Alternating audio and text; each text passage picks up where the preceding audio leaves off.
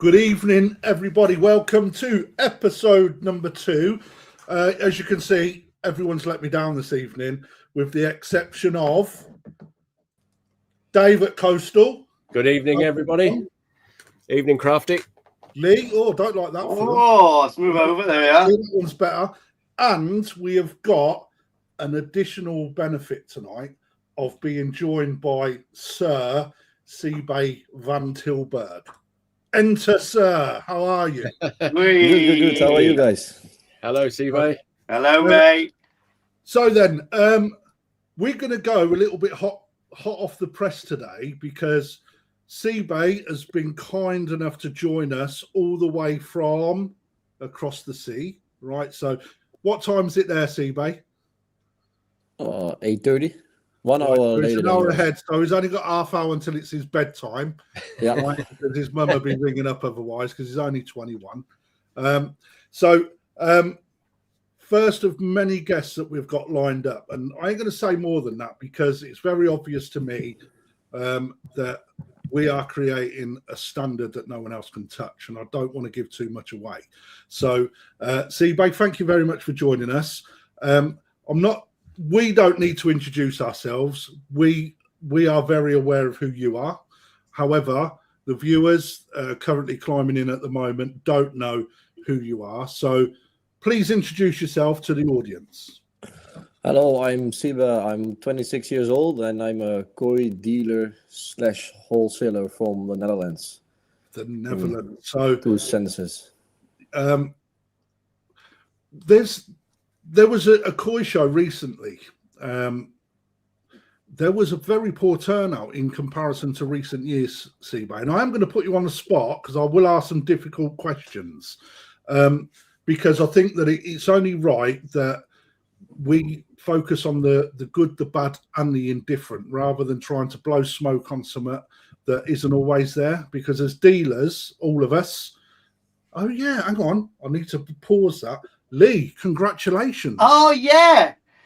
Yeah. Fully licensed. Tapaguchi is up and running. Well done, Lee. Congratulations, mate. Yeah, fully licensed. So we'll come back to that, though, later on. Yeah, right? So going on to the koi show scene, this year, the first show over the seas, we see quite a poor turnout in koi, Siebe. Is that reflective of what you're seeing from people purchasing koi in the Netherlands? But the result on koi show is poor, you mean? Yeah. How many people turned out for it? Like the amount of fish that was up there.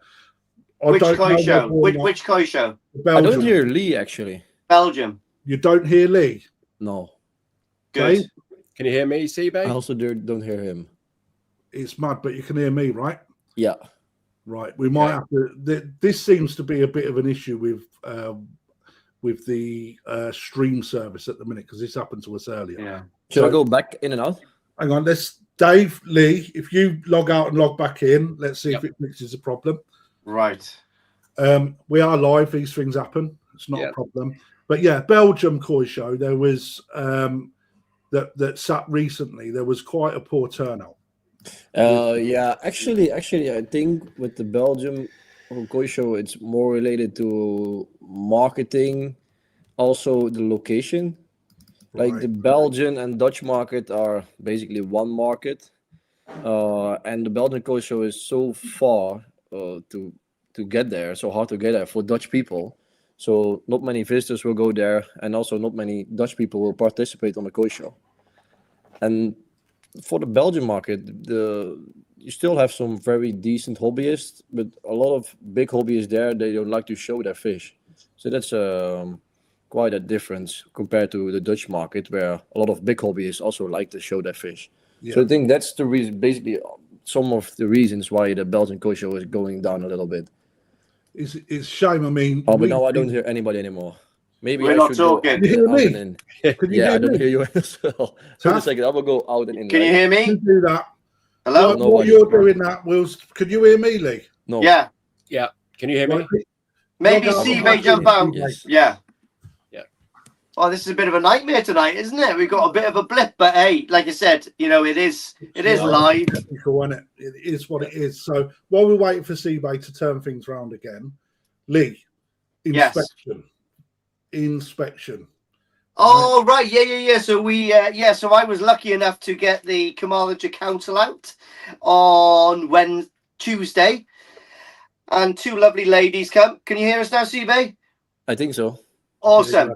Good. Yeah, so two lovely ladies came from the Carmarthenshire Council, had a look around. They were actually really surprised because they come through the front door and then they were greeted with a big pond.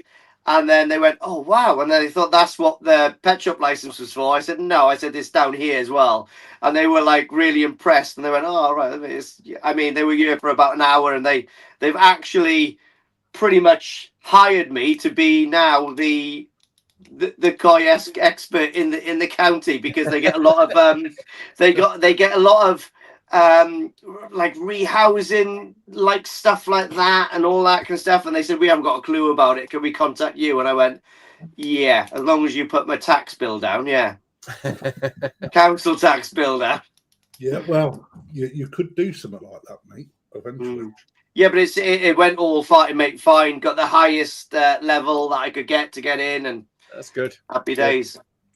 Well, to be fair, mate, I don't think that's a surprise, Lee, because one thing's for sure, mate, I don't think you've hidden any nook or cranny that you've been through. I mean, to be fair, your ability to build upon now is probably better than most people in the UK because you've done that many of them. Yeah, for myself. Yeah. Yeah. Mate, it's the start of something great to come. You know? We'll see. No, you always put it down, but it is and that. But Siebe, back to you. So just so you're aware, guys, Siebe mentioned that mainly marketing, location, etc., could be something to do with the decline that we've seen over in Belgium. What I want to say is, just to everyone, just as we warm in, any questions, guys, put them into the chat, right? I'm not going to pull everyone's comments up. It's not one of them shows where I'm just going to bring everyone up. If you've got questions, though, please put them in. I'll star them off, and then we will do a small section where we will ask the questions, or if I feel it's good enough to ask immediately, I'll pull it up and then basically put that to whoever needs to answer it. On top of after we've got a little bit more out of Siebe, he has been super kind to send us a load of fish over, which I ain't going to lie, I didn't look at these until this evening when I put them all onto the stream service. You're not going to be disappointed. That's all I can say. Oh. There is some beauties to look at. And I don't know nothing about these fish, so we're going to have a little bit of a debate between us, I think, and then maybe we can guess the breeder, right? Pick it apart a little bit, all right? Look at its qualities, look at their qualities, look at their... Well, to be fair, there weren't a lot of negatives, if I'm honest, but maybe pick out a couple of negatives and then get Siebe to tell us what's what. No, we will test our own knowledge there, I think. But Lee probably knows all the answers because he's like that, and he's already done it. Yeah, it's call you autistic like Siebe. Absolutely. So, Siebe, how long have you been trading, my man?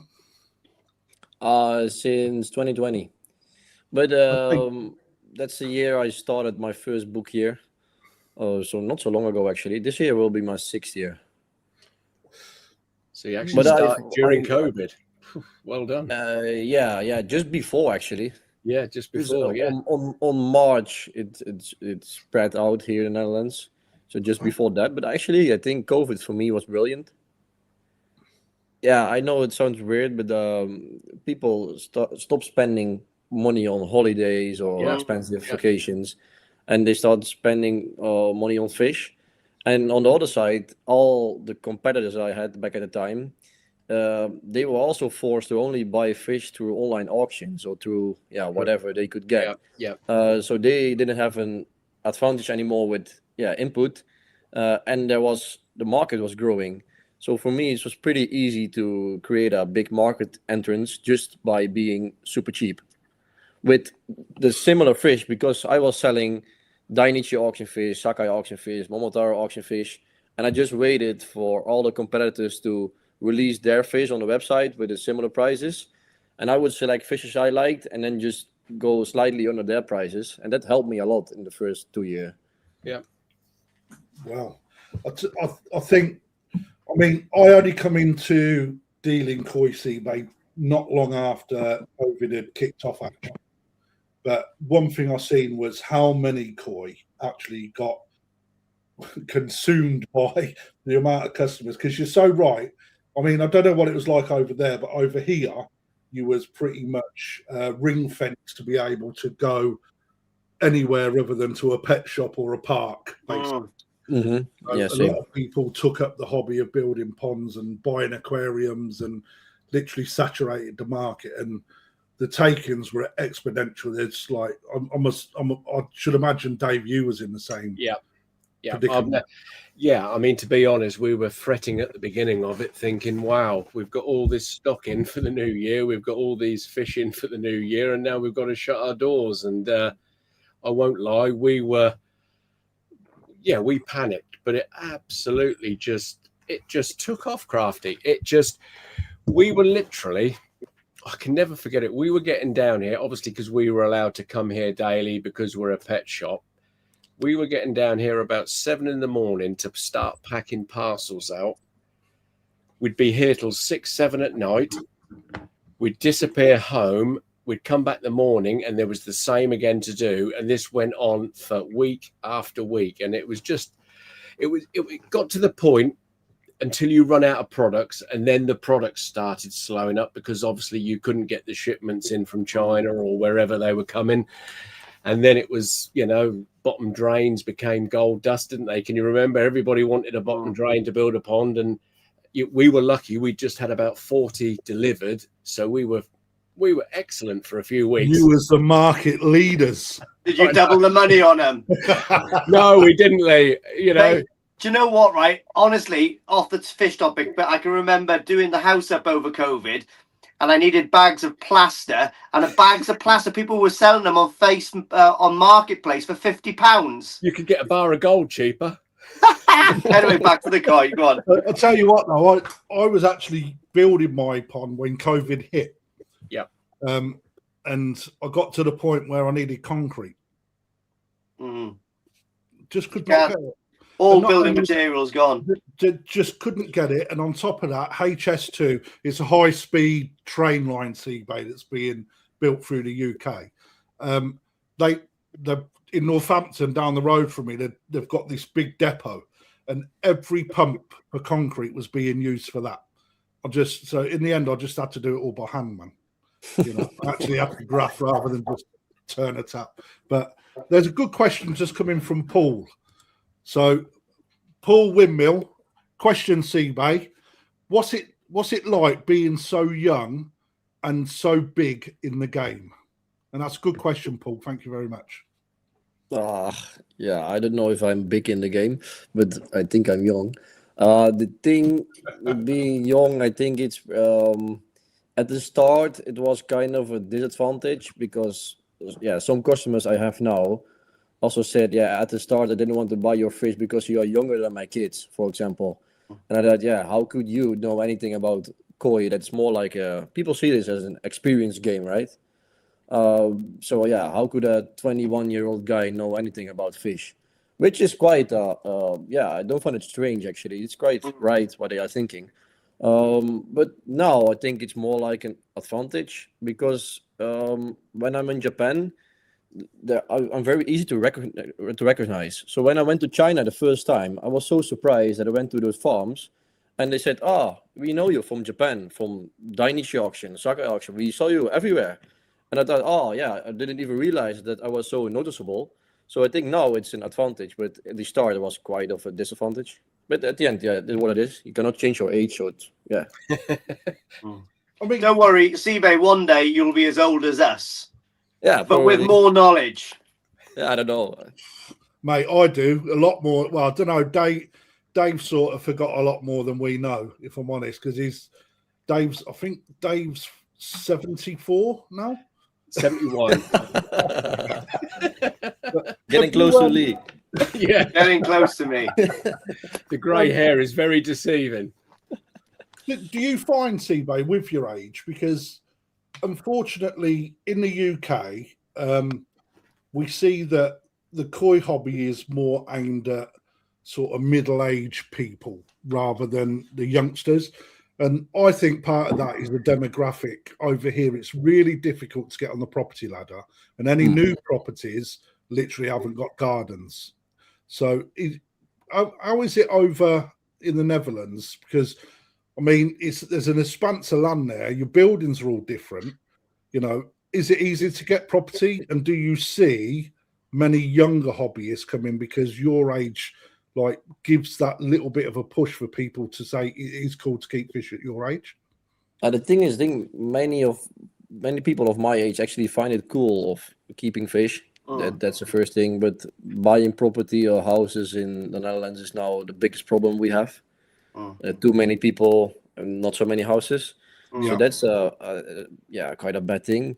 What I think is very important for the koi industry as a whole is to make koi cool, and additionally to probably improve more about the bonsai keeping of koi.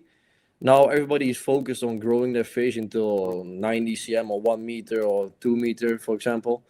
But if you look at the trend in Japan now, where they can keep koi small with very high quality, that you can do in like 3,000 liters, 2,000 liters, whatever. That's more accessible for young people as well. So I think if we make bonsai keeping cool and those kind of things, then it will be, can change to more younger people getting into the hobby. Do you know what? And the bonus that the Netherlands have got is there's so little height distance there. They can just dig a hole in the garden and it'll naturally fill up with water. That's right. I mean, I think you raise something that I haven't really ever thought about. You're quite right. I agree, Siebe. The bonsai koi. Pushing everyone is like hell bent in getting the 1 meter koi. Dave and I was talking about this on air earlier before we went live, and you know what, man? I think that is something that I don't know. I think you're onto something there, mate. If I'm perfectly honest. I tell you what, sorry, Steve, but he's definitely onto something, because let's be honest. There is always going to be those that want to grow these koi to 85, 90 cm, and good luck to them. The hobby's for everybody, but has it become a bit of an obsession now, and to the point where even your new hobbyist that walks into the shop, because of what they're reading and seeing, it's oh, will this grow to 1 meter? Will this one grow to 1 meter? And it's because that's all they're seeing, and they now believe that is koi keeping. You get a koi and you grow it to 1 meter. I've got a good customer. His pond is probably 1,800 gallons maximum. He's got too many koi in there, admittedly, but he does his routine maintenance, and he will not, if he has to do that at 6 o'clock on a Friday, that's when it'll be done. He doesn't miss it. He does everything that he should. He's got koi in there, Krafty. Every time I go around there, the condition of them is just incredible. No, they're not growing. They're not, he's had koi in there that were 30 cm what he bought from me. They might be 38, 39 now, 3 years ago. But you can't argue with how good his koi pond looked, the condition, the quality, the different varieties. And I think Siebe's hit the nail on the head. Maybe it's time that, it's not all about this obsessive growth. It's not, something. It's like the last couple of years. I mean, looking on the show scene, and again, that's something else, isn't it? No, that's only one element of the hobby, isn't it? Let's face it. But very small. It's extremely small, isn't it? Yep. But Lee will vouch for this. But for me, I think that the best sort of size to compete at, your 35, 45s, because there is so many people that can achieve such a good koi at that sort of length that when you actually see the matrix, you see that it's at its peak around that sort of period. So if you are taking prizes in that, you're doing well. Battering competition, where not everybody, like Siebe, you're so right, mate. When you're looking at some of the fish that we'll show you in a while, getting fish to that size on its own is, number one, you've got to be lucky to get a fish that can grow to that. Number two, your environment has got to be on point. Number three, you've got to have an endless pit of food and such a strict diet to be able to keep body and develop growth and skin luster and everything else in that, as well as battle through disease, parasite, etc., to keep your fish in such pristine condition. And for me, I think that's a really good way of looking into it. I really do. I think that is actually really sublime.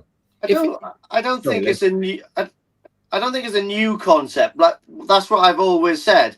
I like going over to buy Tozai, growing them to knee size, possibly sand size, and then I offload them, because my enjoyment is fish up to 60, 65 cm.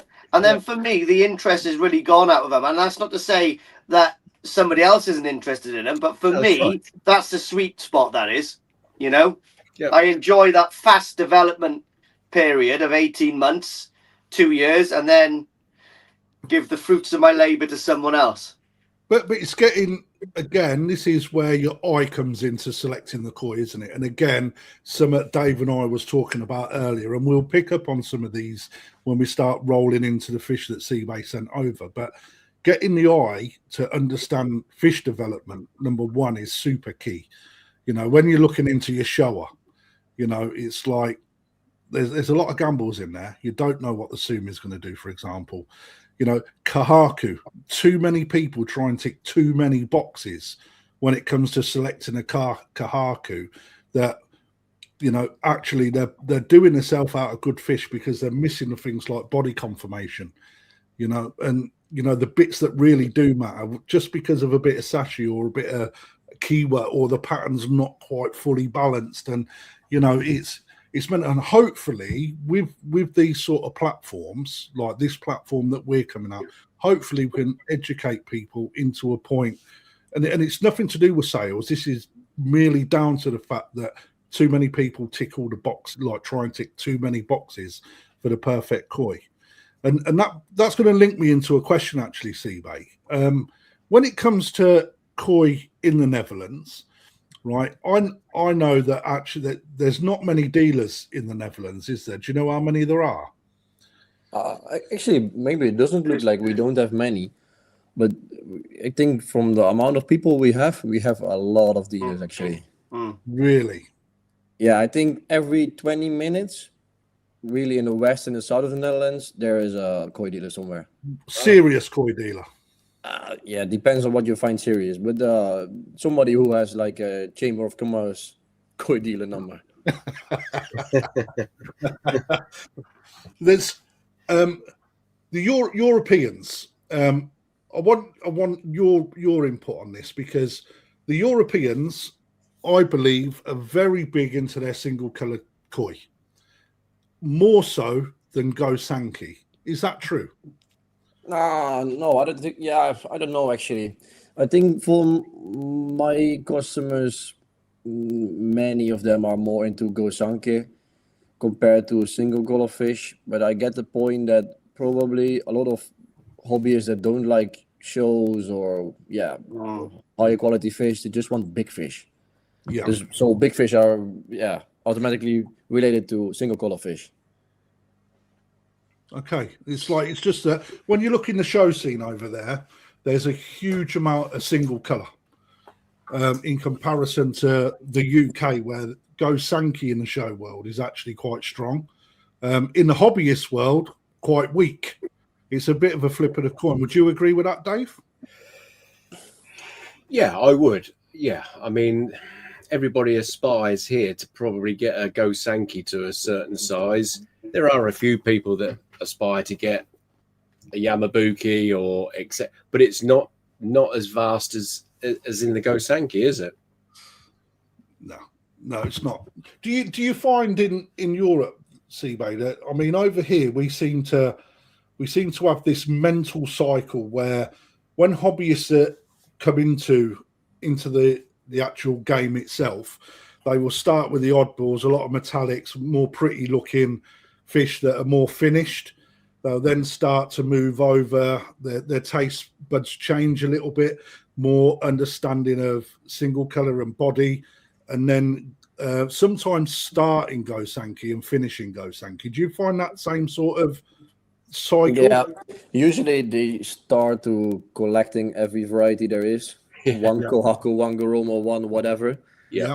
I always call them rainbow ponds because you have everything in, and then they tend to grow into more red ponds with more Benny, with more Showa, more Sanke, more Kohaku, and the top hobbyists usually end up with 2 or 3 single color fish or Shiru Suri compared next to Gosanke only, which I believe is probably the best looking pond. It looks the most relaxing. Yeah, I believe so. But what is your favourite variety, Siebe? Actually, I don't have a favorite. Of course, I like the Gosanke the most, but it every year it's different. Depends also on what's the best breeding year of each variety. So before I liked the Sanke a lot from Sakai because they had the crazy growth potential. Now Dainichi Kohaku or Momotaro new type Kohaku are very strong, so it changes over time. So what? Can I jump in quick? Yeah, absolutely. So obviously you're over in Japan quite a lot now, buying for customers, etc., etc. What's your favorite farms at the moment, north or south? What are you into? Because I understand that you actually do deal with a couple of the breeders to make your own bloodlines. Hang on. Is this market research, Lee? Well, no, I know a bit more about Siebe than most people know, but I know he's actually developed.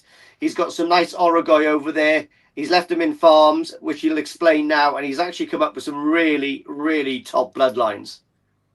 Yeah, so actually when I started 6 years ago, I bought some nice Nisai and Sansai, and of course a lot of them I sold, but also some really nice ones I kept for myself or just didn't sell. But it became pretty nice koi at 5-6 years old, and then some breeders which I really knew pretty well. They asked me, can we use it as parent fish? So last year in 2025 I had 3 different breeders, a total of 6 parent sets, and some of them are really good. Like last junior koi show, one of Jinrin Showa from Koda Koi Farm, which is from my parent koi, won silver or bronze. Also 3 or 4 fishes from Kibi, which are from my bloodline, won silver or bronze. Last year the same at All Japan Young Koi Show, Junior Koi Show. That was really it's really awesome experience. I always call it the hobby inside my work because it doesn't generate a lot of money, but it's just very good for the relationship and fun. So that's the more important thing for me. So you're gonna disclose who the breeders are you're working with at the moment, or is that still trade secret? Or some of the bloodlines, they just don't work because the results are just shitty. But the last time at Kibi was really good, and at Koda as well. And I'm going to use a Gosanke breeder in Niigata as well this year with a very nice Sakai fish. So that will be exciting. Yamaguchi?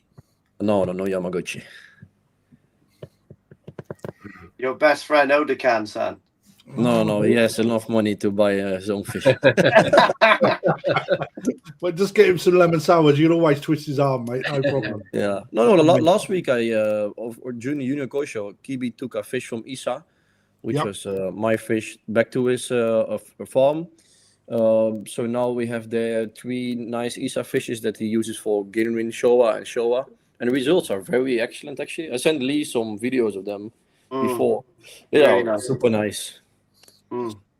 Very nice. So what's your go on, Lee, sorry. What's your top farms to actually buy from at the moment? Where would you say is hot off the press now for Siebe's buy-in trips? Always Odakan. I think the biggest percentage of my koi all come from Odakan. Yoshino was awesome. Yeah, you've been there as well. Yeah, of Hosokai, course. awesome. Nishiki Maruhide is awesome. Yeah. A lot of them actually. Yamaguchi is great, really. You have a lot of those nice little breeders that are perfect. And I like those small breeders a lot because Odakan's not small, but the others, because it's just more fun actually. When you go to exactly. Momotaro or whatever big farm, it doesn't feel like you are Special. special, yeah. Yeah. Dave, Cool. have you got anything? So, what varieties are you breeding? In how many different parents have you got, and what varieties, Siebe? I think now 6 or 7. They all go Sanke, but some breeders they use male Jimin Showa or Jimin Sanke next to Wagoi, so you get part of it will be Jimin and part of it will be normal. But actually, most of them, when you breed a normal Showa female with a male Jimin Showa, the Jimins are mostly the nice ones. So most of the bloodlines are Jimin Showa. I think 3 of them in total. Now we are trying Sanke, which are also very nice, and Kohaku is also coming up this year. How many successful spawns have you had? 2025 3, the year before 2, and before that was the first year that was actually the result was good. Because usually when you start breeding with a fish, the first year is either really good or really bad. There's no in between. So with the new Isa fish, that was great. And I also used a very big Sakaguchi fish 2 years ago or 3 years ago already. And that first year was terrible. We actually got a lot of offspring, but the banding quality of all of the fish was so bad. And you only get to know that after like 3 or 4 months. It's so from your first set of spawning. Yeah. How many Tatagoi have been pulled out? 0. We all threw them away at 6 months old. Really? All of them went on the crap pile, like. Yeah, it was really nothing interesting in there at all. Bear food. That really shows the level of commitment and quality that comes out of Japan, right? That's what we were talking about last year, I think. When they try in these new varieties and these new Orogoi sets, it's a long process. And like I said, they can only do it one, and then it doesn't work, and they've got to wait for another 12 months to get another set going. It must be so stressful for them. Yeah, I've talked about this with Sakai last year, and because I found the Dragon Ball bloodline so special because they put Sanke male with Showa female, and then at the end they got the strangest combinations of those. So you had Sanke pattern and Sanke Sumi, but with Motoguro. Or you got a Showa pattern, Showa Sumi, but with Tijime. So I said, what were you actually expecting? But the thing that they wanted is they want a new blood from Isa that they used the first time to get into their Gosanka bloodlines, just to make it wider, because they don't want to inbreed at all. And I said, but how big is the chance that we will actually be successful as Dragon Ball? I said, it's probably like 75% luck and 25% skill. So that's the amount of luck you need with breeding fish. And that's why it's altogether a big numbers game. The more parents that you have, at the end, the more nice Tatagoi Tosa you will have. Absolutely. I totally agree with that. And it's the fun thing for me in that is when you start putting Isa blood, is it Showa bloodline they're using off of Isa? Yeah, the first Dragon Ball 1 was with Isa Showa. Which is quite surprising because the Dragon Ball Sumi and Sanki shown and stayed, like, rather than going through the development phases, the baby Sumi that was there never really ever retracted under, always stayed at top, where I've always found that the Isa side of Showa, the Sumi is constantly up and down in the ponds. Well, the fish that I've had, the good fish you're paying massive money for in this. I mean, let's face it. So, just trying to stabilize the Sumi and an Isa fish over here, I think is really, really quite difficult. But that said, it makes an interesting koi because it never looks the same year in year out. Mm-hmm. You know, that's interesting. I've got a question from the masters of Nishikigoi. If you could only buy from one breeder, mate, in the north, who would it be? I knew that straight away. And why? Yeah, if I want to continue with selling fish properly, then the only answer is Odakan. Odakan. Yeah. Powerhouse. Yeah. Yeah, but also the mix of fishes he has is you can buy last April I went there, and in 2 days I bought Tamara fishes, Sakai Karashi, Sakai Gosanke, Matsue fishes, Odakan own breeding, Showa Odakan own breeding, Goshki. Yeah, name it and he has it. He doesn't have it in big quantities, but if you are in the Odakan circle, then you really have a nice place to go there. Yeah, absolutely. I mean, yeah, it's one of them. You can sit and marvel in some of his ponds as well. I ain't gonna lie. It's like he is. Oh, yeah. Question for you, Siebe. With Narita coming up north and opening a new fish house up there. Yeah. How's that going to affect the Nagata prefecture? I think actually it won't change so much because, I think you can go there and buy some fish, but that was the same in going to Nagoya and buy some fish. I think it's pretty smart from Narita because now they can move fishes from small farms, so they're much quicker and condition them for shows there, which is much better. So actually, I think it's great. You don't have to travel so far anymore to Nagoya only for Narita. If he's going to have events there, it will be awesome. Do you know what, as well, obviously, with that, what Siebe was just saying now is perfect because when you're up north in the Nagata prefect, you can actually go to his facility now and buy fish. Before, he still had facilities there to keep fish, but you couldn't go there because he's got one at Hiroi, he's got one down with Koi Bokuju, he used to put stuff down there. So he's got loads of little holding spaces, but because they own by other people, you couldn't go there and buy. But now he's got his own place where you can turn up, like down in Narita's place, and buy it, I would have thought. I'm really looking forward to going to see it as well. Is he going to put the shits up him? What's that? Is he going to put the shits into people like the smaller dealers like your Yoshino, your Yamaguchi, etc.? What about the agents as well?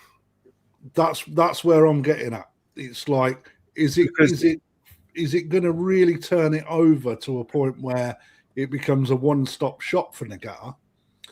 I don't think Niigata will be the devil's advocate, mate. Yeah. No, I don't. Niigata will ever be a one-stop shop. Actually, I think it's also too much fun to just go everywhere. And as you know, Narita is just not the cheapest. No. So you can find really nice koi for show there, but for selling, in my point of view, it's not the best. Correct. Because and that's what he says himself as well. Yeah, he's the best, but he's also expensive. And nothing wrong with that, because if you want the best koi, then you have to go to Narita. Siebe. Sorry, do you think this, though, will change? Because he's got his facility to do all that down there, do the show scene and everything. Do you think there may be a chance that he may use this primarily, not specifically to get all the good koi, but he'll go round now and getting, the sort of an Odakan effect. Another Odakan, basically. Yeah. Because the thing is with Odakan goes to. I went with him to Matsue last year, and that was really an eye opener.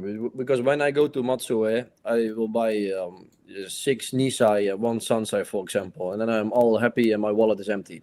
But then I was there with Odakan, and he just buys 60 Nisai, 15 Sansai, some Yonsai, and 2 ponds of Tosai.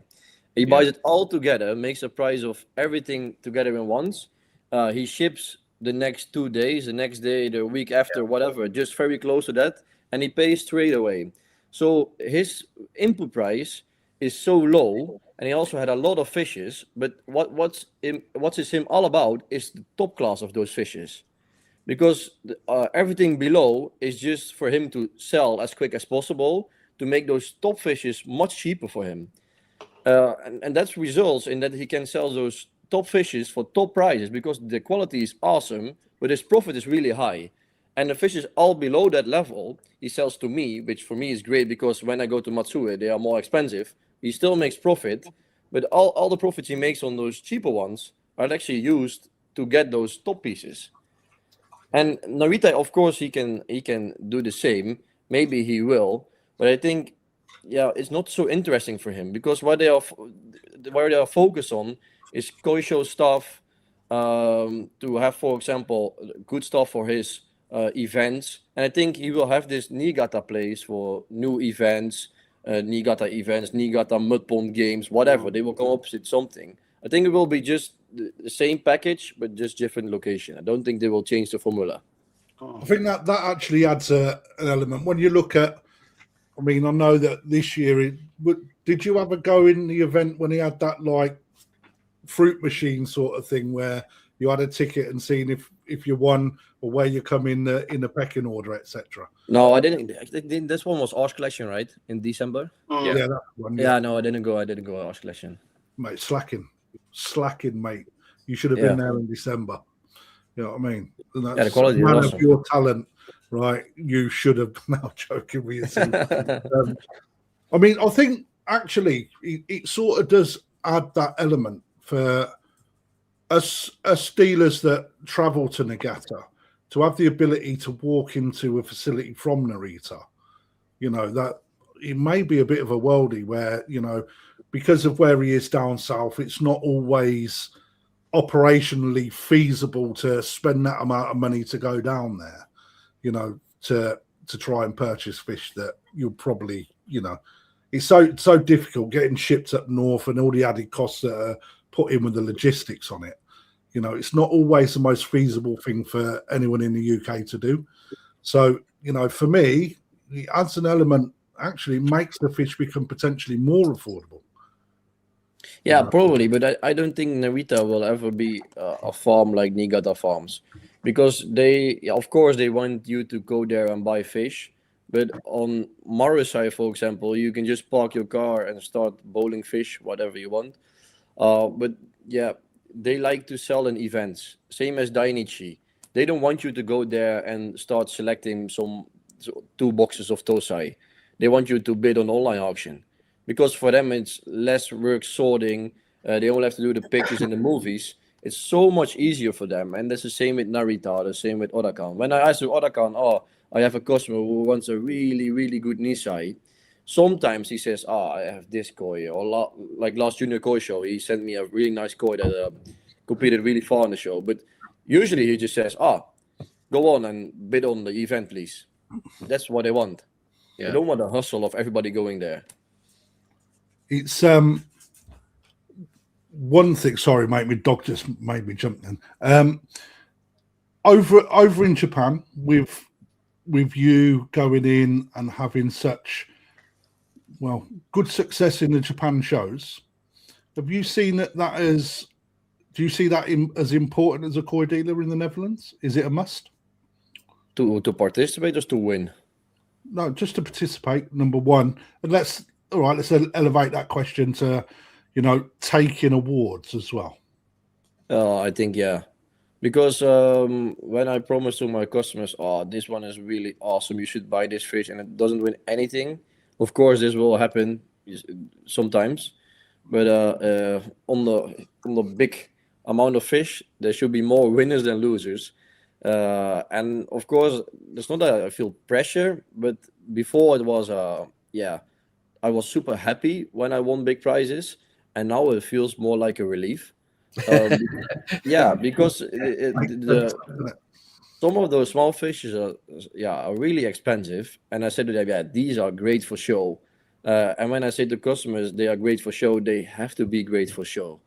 And before it was just this might be nice, and then it won gold prize, and you were all over the world with having a gold prize. And now if I don't win a Kokugyo or whatever, it doesn't feel it feels like a failure, the whole show. But it's really not, though, is it? Because let's face it, when you start to look at the special prizes, so to speak, it's one fish that takes it in each variety at size levels, etc. To take a Kagugio award, you've got to have something special if it's not taking a GC or a champion of any major. It's when you look at the stage over there's so many fish that are entered into that competition. There can only be one fish that takes certain categories, right?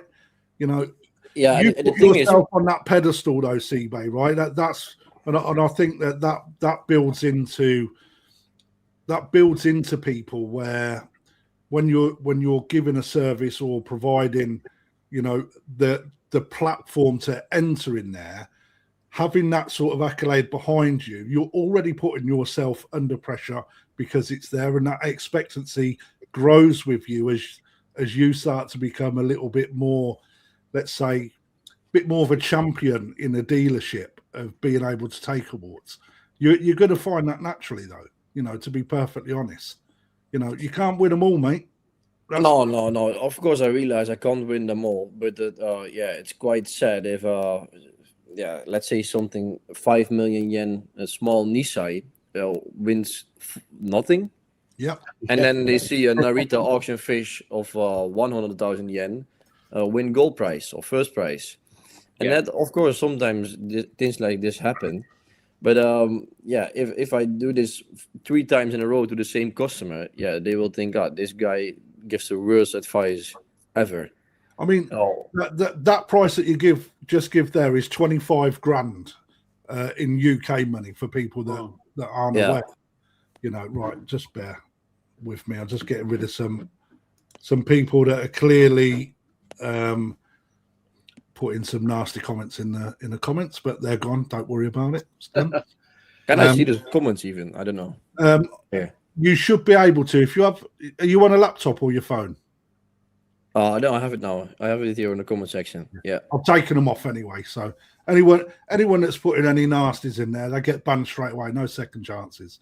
I'm not going to call them out. They're just going to get banned immediately because you don't need that. It's not what we're about. No, I really don't mind too much.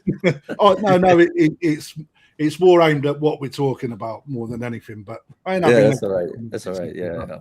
Unless it's next to, it's like part of what we're talking about. So Ryan or Kev's just popped on. So it's probably Ryan because he says he loves you and he is a bit like that, and he, you know what I mean? It's weird. I'm only joking, Ryan. We love you as well. Right, going back to or leaving Japan out. Hazard a guess. What food do you use in the Netherlands? And I'm going to push out there. So I was having a bit of a think about this earlier. Food is a massive topic in the UK. There's always a battle of what's good for the money. When actually, I really think that there's not enough research done by hobbyists to understand what koi food is, and they jump on a little bit, just constantly looking at protein, etc. But are you? I'm going to put this. Are you an FD food dealer?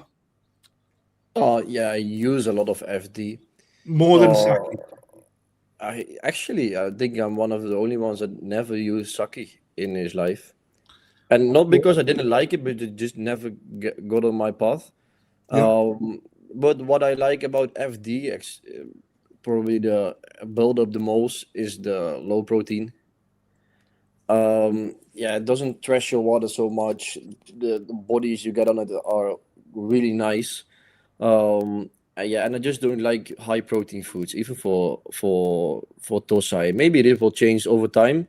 But so far, I like the lower protein of the build-up a lot.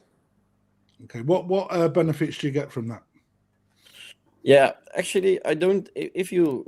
I've studied on the University of Wageningen, which is quite a difficult name, but they are like a food university.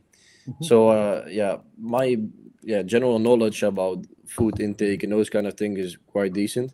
But because when you look at any research going into common carp or even koi, when they state high protein, it's 30%.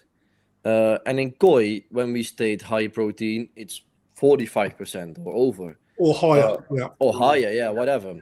But in those researches with high protein, they say, yeah, 30 is already high enough to have maximum growth. There's no, that's like the peak. And it's not that they're getting super worse after 30%, but everything excessive over 30 is kind of a waste, which trashes your water, which trashes your filter. That's why I liked about the FD build-up the most. Is that it has quite decent amount of protein of 36.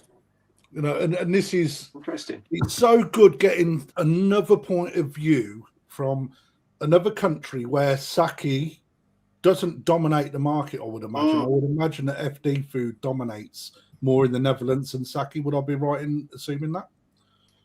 I think sake is still the biggest. I think sake, biggest food. Sake. Yeah. What about your food sponsor? Because you have a food sponsor, don't you? Me? Yeah. Yeah. That's what I'm going to use from this month. And what is it? So it's named Keygen, and it's totally new, and it's also a new formula. Everything's new basically. So that's what I like so much about it. So I'm going to try that on my growing ponds for this whole season, and make YouTube videos about the progress of those fishes every month, including body size and body weight. Also some hobbyists ask me, but are you going to have a decent statement about the quality of the food, because they are your sponsors, so probably you will say it's good. And I said, but the fishes won't lie. It's I'm going to only give the kitchen food. If it's terrible, you will see it on the fish. If it's really good, you will see it on the fish. So at the end, the Matsuotosa will do their thing. And if they don't grow, or maybe 1 cm or 2 cm, you can say, the food is probably pretty bad. But if they do perfectly, then you can say, the food is probably pretty good. Yeah. And that's what I like about foods as well, is that there's a continuous developing of what's good for your koi and what's not. Also, sorry if my story is pretty long, but when I went to China last December and year before, what they do with foods is very different with what we have. Is they really cook for their koi, and I once made the same paste as they do for their koi, and of course with 1 week feeding you can't mention any difference. But the body and the size they get on their fishes is incredible. Really, you can't imagine how big they can get in such short time. Have you been working with? Has there been any Japanese input on the food that you're currently putting together? The kitchen, you mean? Yeah. No, that's all made in Germany, I believe. So, okay. That's right. I was just trying to see if there was an influence in Japan behind some of this. They use a special. I actually, this is only what they've told me, and probably I don't know if this is scientifically true, but they use a special Japanese algae, RG92, which I think could be quite interesting. Just to try and use what it does for your fish, and probably will be thinking from next month will be also available in the UK. So if you ever wanted to try it or test it, I think it's very interesting. And where that food is it a food from Holland, or is it a Japanese food? No, it's originally made from the same people that made GPD. So Japanese. Yeah, he's Dutch, but he did it together with Richie. That's how they designed GPD. So that's interesting. Yeah, there are some people with a lot of knowledge behind it, and that's why I also liked it. Is that not somebody like my neighbor, for example, thought, let's make some money on koi food. Went to a manufacturer and say, make this, make that, put a nice package on it, and awesome. There we have our special koi food. So it's really a new thing. Which can be awesome, but which can also be terrible, but we don't know because I didn't test it yet. Excellent. Well, I think that trials. I mean, we got somebody in the comments. I don't know if you know who he is, but trying to see him. But he breeds his own koi in the UK. His name's Rick from New Forest Koi. He does food trials as well, or he done one last year, and it's quite surprising the results that he pulled from four different foods. So, you know, you are so right in when you say the fish don't lie, and when he pulled them fish up, the fish don't lie. You see really good colour on a low grade food, but no growth or body. Where you see a lot of body, maybe not so good skin luster. It's just a question of getting that right balance that is so key, you know. But ultimately, I think that when it comes to koi food, and it is a big subject, let's face it, it's how you use it that makes the biggest difference. You know, it's like, you know, and I don't think that.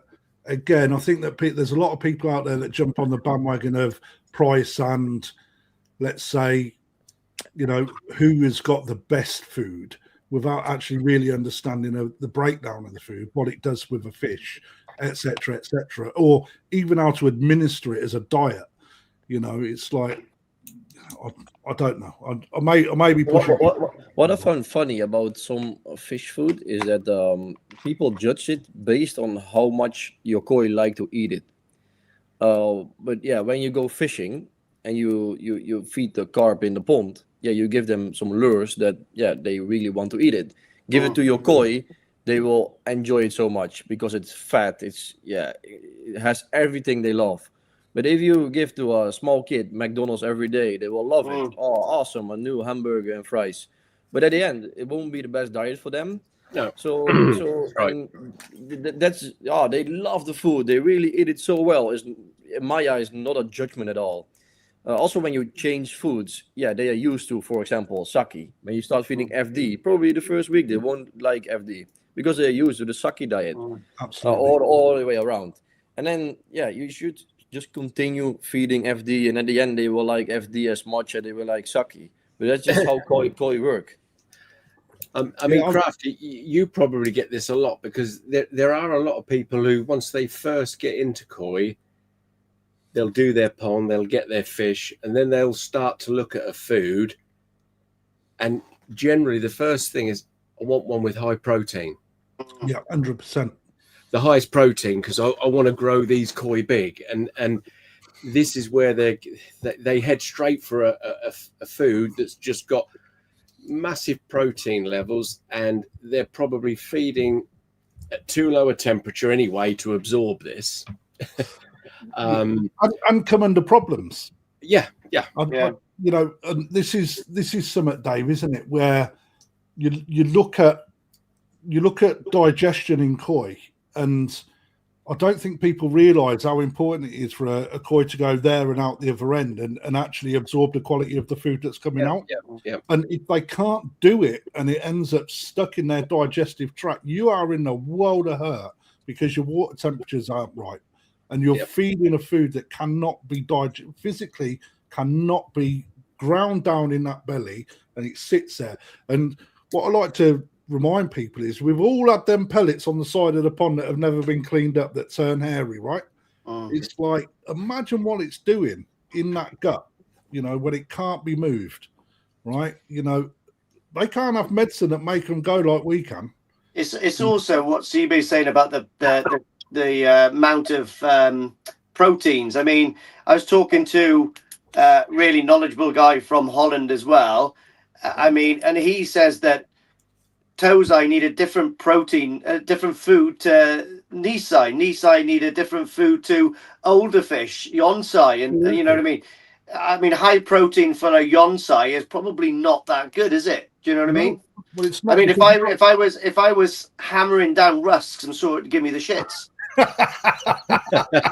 You know, because it's a different makeup, isn't it? So you know, I spoke in length to Okawa last year about his feeding regimes, and how he feeds his Tosai, his Nisai, and Sanzai is a million miles apart different.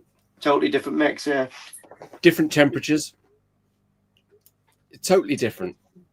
Yeah. I mean, it's okay if we've got the ability to keep fish in different ponds, but we haven't. And this is where it changes, Dave, isn't it? When you look at it from a hobbyist point of view, you you do want a food that is going to service as much as you can in your pond. But let's face it, we're not all going to go and buy 20 tozai and then see them through until their end of their life and change a diet as their age, you know.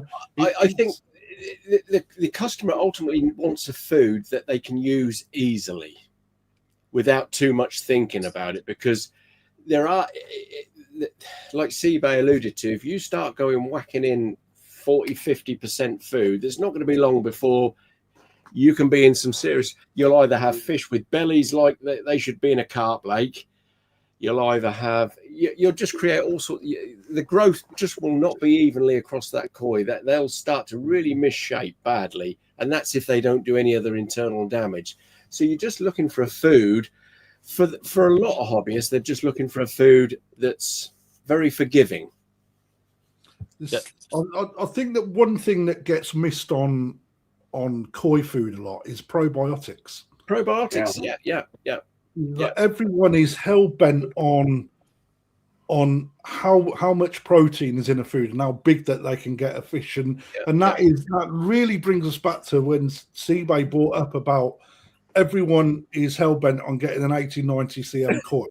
It's like everything is so single track minded, and you know, when you look at probiotics, the amount of benefits that a probiotic in a koi food brings is by far more important than what protein is in a food, because not only fish health is number one key, and it should be for every one of us, but number two, having the ability to digest better, having the benefits of that probiotic and what it does for your koi in skin, luster, etc., but and also the less mess that comes out the other end, and how good that keeps the environment, how well it feeds the actual filter, how the water is not getting, as Siebe put it earlier, absolutely battered, you know. And I think if we can start to change people's mentalities on getting away from just high protein, right, and using the right food at the right temperatures, because let's face it, I mean, Siebe, what sort of temperatures do you get in the Netherlands? It's all, I would imagine it's fairly similar to us. Yeah, probably it's the same. You know, and how many people use air source heat pumps, like hobbyist wise, over? More and more, because solar panels are so popular here. Yeah, and so I think 8 out of 10 hobbyists here, they have heating on their pond. Okay. You know, and your electricity over there, I can imagine it's fairly cheap as well, eh? I don't know, but I think so. Same as water. It's pretty cheap and very good here. Yeah, you see, and that's, I think, in the UK, well, I don't think I know, it's so bloody expensive to heat a pond. Just one pond. It can be, you know, if you look at what the average sort of wage is, you are looking about probably 15 to 20% of an average wage every month just for heat. That's terrible. Yeah, you know, and when we look at that, all right, there's over here, most koi keepers have just not got the ability to keep that environment at a decent level or raise the temperatures where they can feed a good growth food. Right, so like you said, you get above a certain amount, it all goes to waste, creates health issues, etc. If you then bring it back to like a balance where you can feed it at a decent temperature rate, and the fact that you're getting spiking and constant peaks and troughs in water, you know, that on its own, when you're putting a koi food in early in the morning, you know, you could be running on an ambient pond, you could be running 12 degrees, midday 20 degrees, and then like 10 o'clock at night it could be back down to below 12 degrees. Yet we're feeding the same amount, the same food all the way through the day, and of course that environment has a different effect on the fish as it goes through. Unlike Lee's more than happy to cook his fish at 28 degrees constant. I don't know if you've seen that video. There was a video put out by Marichico's boy down south. He interviewed Sakai about his feeding regime and how he did you see that when he put it up to 25 degrees and then he dropped it down and then back up because that re-triggered the feeding habits, he said, of the big koi. But you also see growth when that temperature comes down as well. It's weird. You tend to get that little growth spike when them temperatures start to drop down. And if it's the same video I'm thinking, he was getting a good 2 cm just off the back of dipping and coming off. Yeah. Yeah, but that's just a result of nature, because koi, of Bulking course, up, ready for winter. yeah, that's basically the thing. That's why if you keep koi indoors, for example, you have some nice light sleep, we'll put it on a timer. If you, for example, during summer, you think, oh, my fish start to eat less and less, yeah, just shorten your timer so the days will be shorter for them. Reduce temperature a little bit, and then leave it for 2 weeks and go up again, and then they will think, it's going to be winter. We have to be full of fat. And then they start eating a lot. Crazy, yeah. It is interesting, very interesting, yeah. Should we have a look at some fish, or let's do some questions first? Yeah. I've started off a few. Let's have a quick look. I don't want to go. Actually, there you go. Let's put that one out there. So, Sean Leonard, can you use a standard Learnex with 0.28 salt? I have. Yep. I have, fine, yeah. Yep. It's not Absolutely a problem. no problem. Yeah. Most. It's going to bring me on some actually, Siebe, because I don't think that people are aware of the differences between Europe and Great Britain with medications. So, Medications, yeah. What's different? Well, I don't know. This is where Matteson is it something that you're allowed to use? I think Learnex should be the same, right? Yeah, we'll follow European rule. That will be banned in Europe, because we would have taken on the ban from Europe, I would have thought. Yeah, but the thing is with Flukex that you have in the UK, we cannot sell it in Europe because it's not allowed. But I think with Learnex it's the same, because Learnex, the normal one, doesn't have praziquantel, and the Pro or something up has praziquantel, right? It does, yeah. That's the difference between the two. I think that That's for the both big it's okay. Yeah. So, okay, so mainly, any differences in medication that you've seen in the UK environment versus the Netherlands environment? Any differences at all? Yeah, the Flukex is the only thing I found different the last year or so. Maybe some more things, but I'm not aware of. I mean, I've never used Flukex. I'm more of a Learnex Pro go-to. Dave, any experience with Flukex? Yeah, I used it. I've always used flubanol-based products. Have always worked for me quite well. But on a batch of koi 2 years ago, I did my normal regime, and I did a scrape 4 or 5 days later, and not only had it not even made a dent into it, it had gone tenfold worse. So I then did another really good dose with flubanol, and I just couldn't shift these. And it was at the time when Flukex was just been launched. So I said to Kate, look, we've exhausted what we're doing here, and it's just not making any difference whatsoever. So we put Flukex in, and after literally 3.5 days, it was on the 4th day, this was at the off-site facility, I thought, all right, I'll just do a scrape to see on the 2 or 3 fish that I knew were absolutely lathered in them, what if it's making any headway. And I did a scrape, and I couldn't find a single one. Wow. After that, and that's so since then I've used it 2 or 3 times. Yeah, that's why I take Flukex with me when I go to the UK, because when I'm having quarantine, and I use flubanol based products or praziquantel based products, I know my customers will use the same. So I like to use the Flukex because it's different for my customers. Yeah. So I can do a preventive treatment with Flukex because if I use flubanol based or praziquantel based, and it's not powerful enough, the parasites can get used to those products. So next time you have to do a higher dosage. But I don't want that to happen to my customers. So that's why I use Flukex, because it's different. Yeah. I've had very good results with it.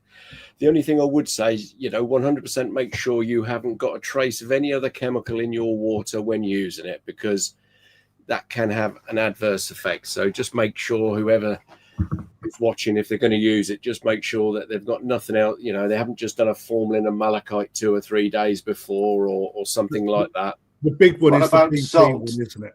Salt, fine. Salt is Fine, okay, salt. yeah. You can use Yeah. it together, yeah. Yeah, you can use it together. Absolutely no problem. Yeah, it works really, really well. The big one is a method over here that is fairly well documented is doing a PP treatment prior to putting a Lernex in. And I think in the early days, before people really understood what they was using, they had some quite nasty results by putting a PP in and then Flukex, when it's sort of a lot of burnt fish, let's just put it that way, is the way to put it. But it seems to have, it's one of our best-selling products in the shop. I must admit, online we churn out a huge amount of that. And I just from the horror stories that I heard initially, after you've said that you've used it, Dave, I'm going to use it. And if my fish are knackered, I'm going to bill you, mate. Yeah. and to be honest, I've found now that I don't even PP it first either. No, it's But the UK is really a PP area, right? Yeah, that's over here. Yeah, I still know some people who use PP, but I really advise all my customers to throw away all the PP they have. In some cases, it's very usable, but in many cases, it's just making things so much worse, because it's so heavy sometimes for koi, is that it just makes your pond imbalanced. Instead of what you want with your koi pond, in my eyes, is that it's balanced and there's many things changing. But with PP, so when people are experiencing it, it can be awesome. But many people, when they use it for the first time or the second time, whatever, they just giving a blow to their fish, and at the end, they will be worse off than before the PP treatment. I think you're quite right. PP is very much an experienced medication over here. Initially, when people dose, it's far too weak, and they actually don't really do much other than create a bit of an adverse effect in their pond. And the reason for that is because you don't give it the respect it deserves. It, like Siebe, it can just literally wipe the whole pond out, because and we've seen that recently with somebody that's used it. But I think for us, because our medication is so expensive over here, I don't know price comparisons. People look at the cheapest way possible, and if you can master PP, it's actually really quite a decent treatment to be able to hit pretty much everything except white spot. Yeah, but I get the point. When you get fishes from your mud pond, for example, I don't know if from Japanese breeders do it, then you put them in PP. I saw Japanese breeders doing crazy amount of PP. For a short period. It's insane what they do. But then I get the point. But on many occasions, I think salt is both cheaper, much safer, and as effective. You see, and this is interesting, because the UK, I think opinions changed a little bit on salt over the last couple of years, but actually the UK has always been that salt is for sea fish. But same here. But is it really? Okay. The strange thing is that now you will see his fish later on of Philip Popper. The first time he ever used salt in his life was 2 days ago, because he was so scared to use it. But I've talked to him for 3 years now, and I said, if you want to prepare your fish better for the koi show, or when you have something, you want to have more balance in your pond before the show because you don't want any parasites or any weird things to happen, put in salt. But also for many hobbyists, when they have some parasites, a salt bath, which is very easy and very safe actually. A lot of people don't salt bath properly over here, though, Siebe. They don't get the level they should. It's a much safer and cheaper option compared to PP. What kind of dosages do you suggest for the baths and for the ponds for parasite treatment? Maybe what you're on about, and then maybe before the koi show to obviously strip mucus and stuff like that. What kind of percentages? What they do in Sakai, for example, is they put 5 grams a liter. So every 1,000 liters, it's 5 kilos. Yeah, I don't know in the pond. In gallons. Yes, yeah, in the pond. They do it 2 weeks before. Then they cool down to 18, and they use some other products, and then your fishes are super white, and the skin is it's very shiny. Well, when you have some parasites and you move up to 5 or 7 grams a liter, then it will probably burn away everything except worms.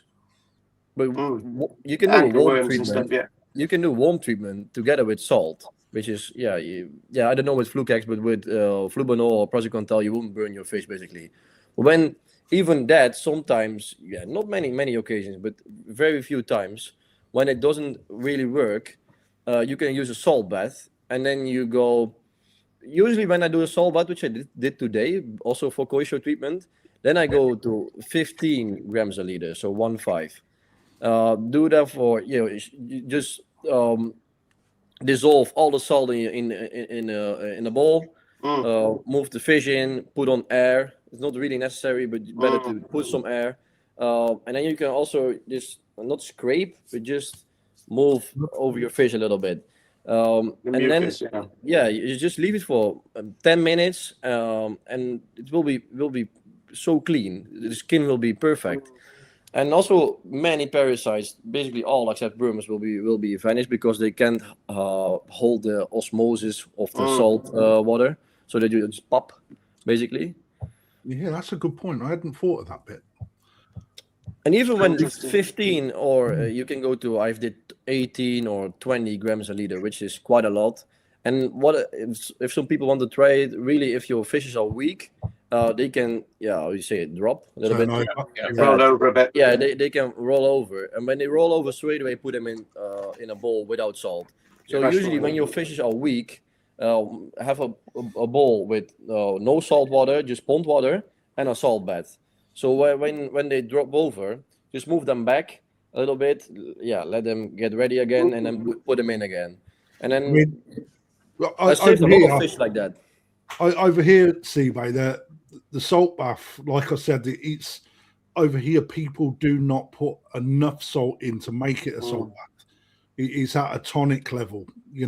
It's the fact that I think people over here would absolutely be gobsmacked to see a fish turn white and which is the level that you sort of need to get it right down to the scale. Yeah, but on the other side, if it's getting brown and doing this on the surface with PP, then it's fine. But when it's salt, which is a natural product, in my eyes, it's much safer for also the internals of the fish. I know it's I don't disagree with you. Yeah, I agree with Siebe. Yeah. Well, I don't disagree with you. I think actually, again, that is. I mean, I know that preparation for some people going to koi shows is a PP treatment a few days prior to showing their koi. Not once have I ever thought about the effects that a salt bath would do with regards to conditioning. I think that's actually again another point from somebody else from another part of the world where you're taking things from Japan, putting it into what you do.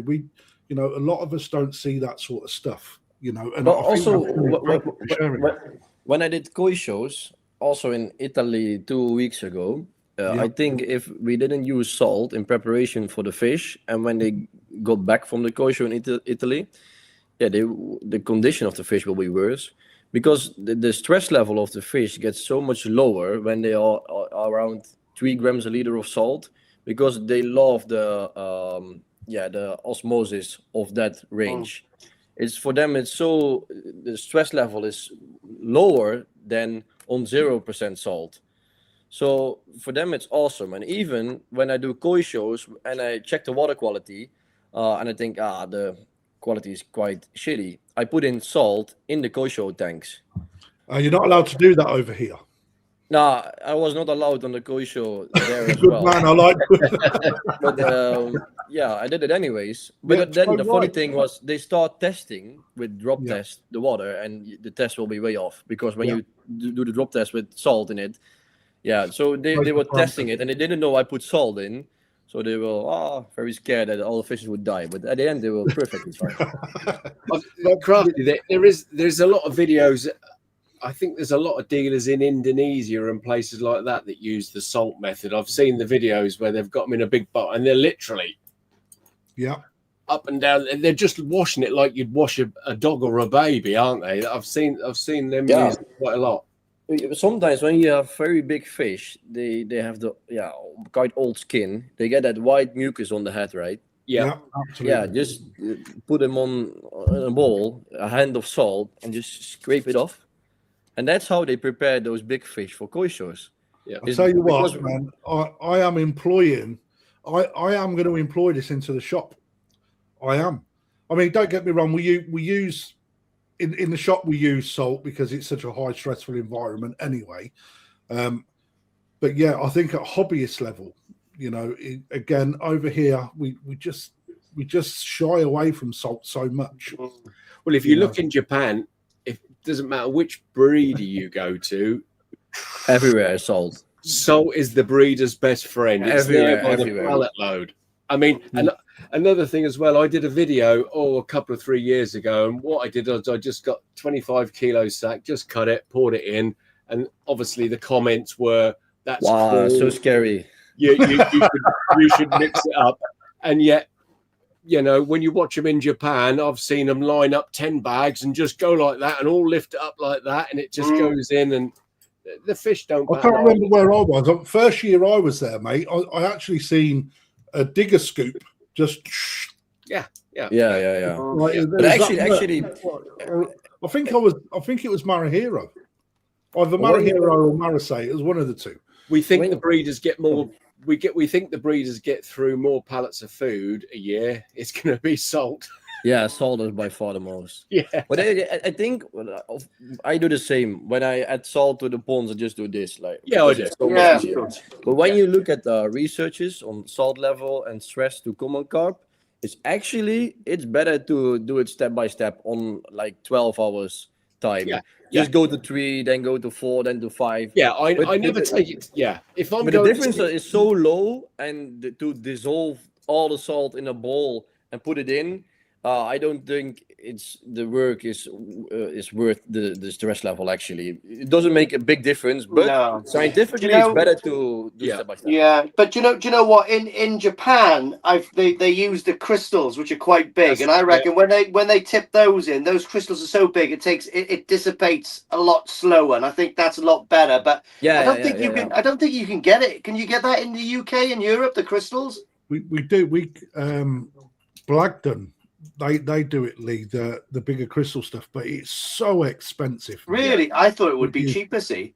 It's less refined. 5 kilos is like 40 quid. That's also a weird thing because they have 1,000 different of salt, but at the end, all salt is, I don't know if it's the same in English, but natrium, chlorine, NaCl, it's all the same. So they can sell you the most magic salt ever, the best for your fish, koi salt, whatever. But the salt you put on your French fries is the same. So what Lee is saying, if you want to have it slowly dissolved and you want to pay for that, obviously it's fine. But you can go to a farmer, for example, who has a cow farm or whatever, and they have the same salt as you can use for your koi pond.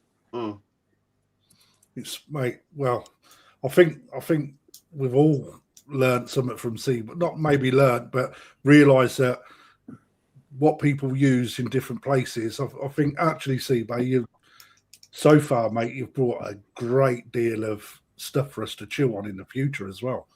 And hopefully people. I mean, we've got 180 people watching. Guys, thank you very much for tuning in. We're not leaving yet, but God, 180 people on episode 2. That is, mate, that's eBay's good looks that have done that, because it ain't mine. But let's have a look at now. We know nothing about. Do you want it? Was you about to ask a question, Lee? Oh no, I was just saying, maybe Siebe can come on again in the future as well, because he's got a lot of knowledge. He can't pass it all on in such a short amount of time. Mate, you are welcome here anytime. Absolutely anytime, mate. Yeah, just let me know when you need me again. Mate, next week. You're in. Right, so let's have a look. Which country are you in? Yeah, depends. One thing that I want to bring in every week is koi appreciation, not assassination. All right, but we've got Siebe, who is judged many times now. Siebe. Oh yeah, many times. I've did since last autumn, like this koi season. Yeah. I did WNC in Japan, in Hiroshima, then all China. Yeah. All Japan, no, but Las Vegas Koi Show, Tennessee Koi Show, Junior Koi Show. So yeah, 5 so far this koi season. And guys, I don't think, well, to be able to be a few years into the hobby and be able to stand there and judge koi, I think that just says leaps and bounds, mate, what your eye does and your passion. Yeah, but the thing is with actually, the first time when I went to Japan with my dad, I was 14. So I learned koi when I was really young. And also there was quite an advantage because breeders, they like to explain koi to the young kid. And that I learned koi from Japanese breeders and not particularly from a dealer or something. Wow. And I think that was my main advantage on the start. And also they recognized me from 10 years ago when I was half a meter smaller. And yeah, that's why it was much easier for me. Haircut. No, longer. But that made everything for me so much easier.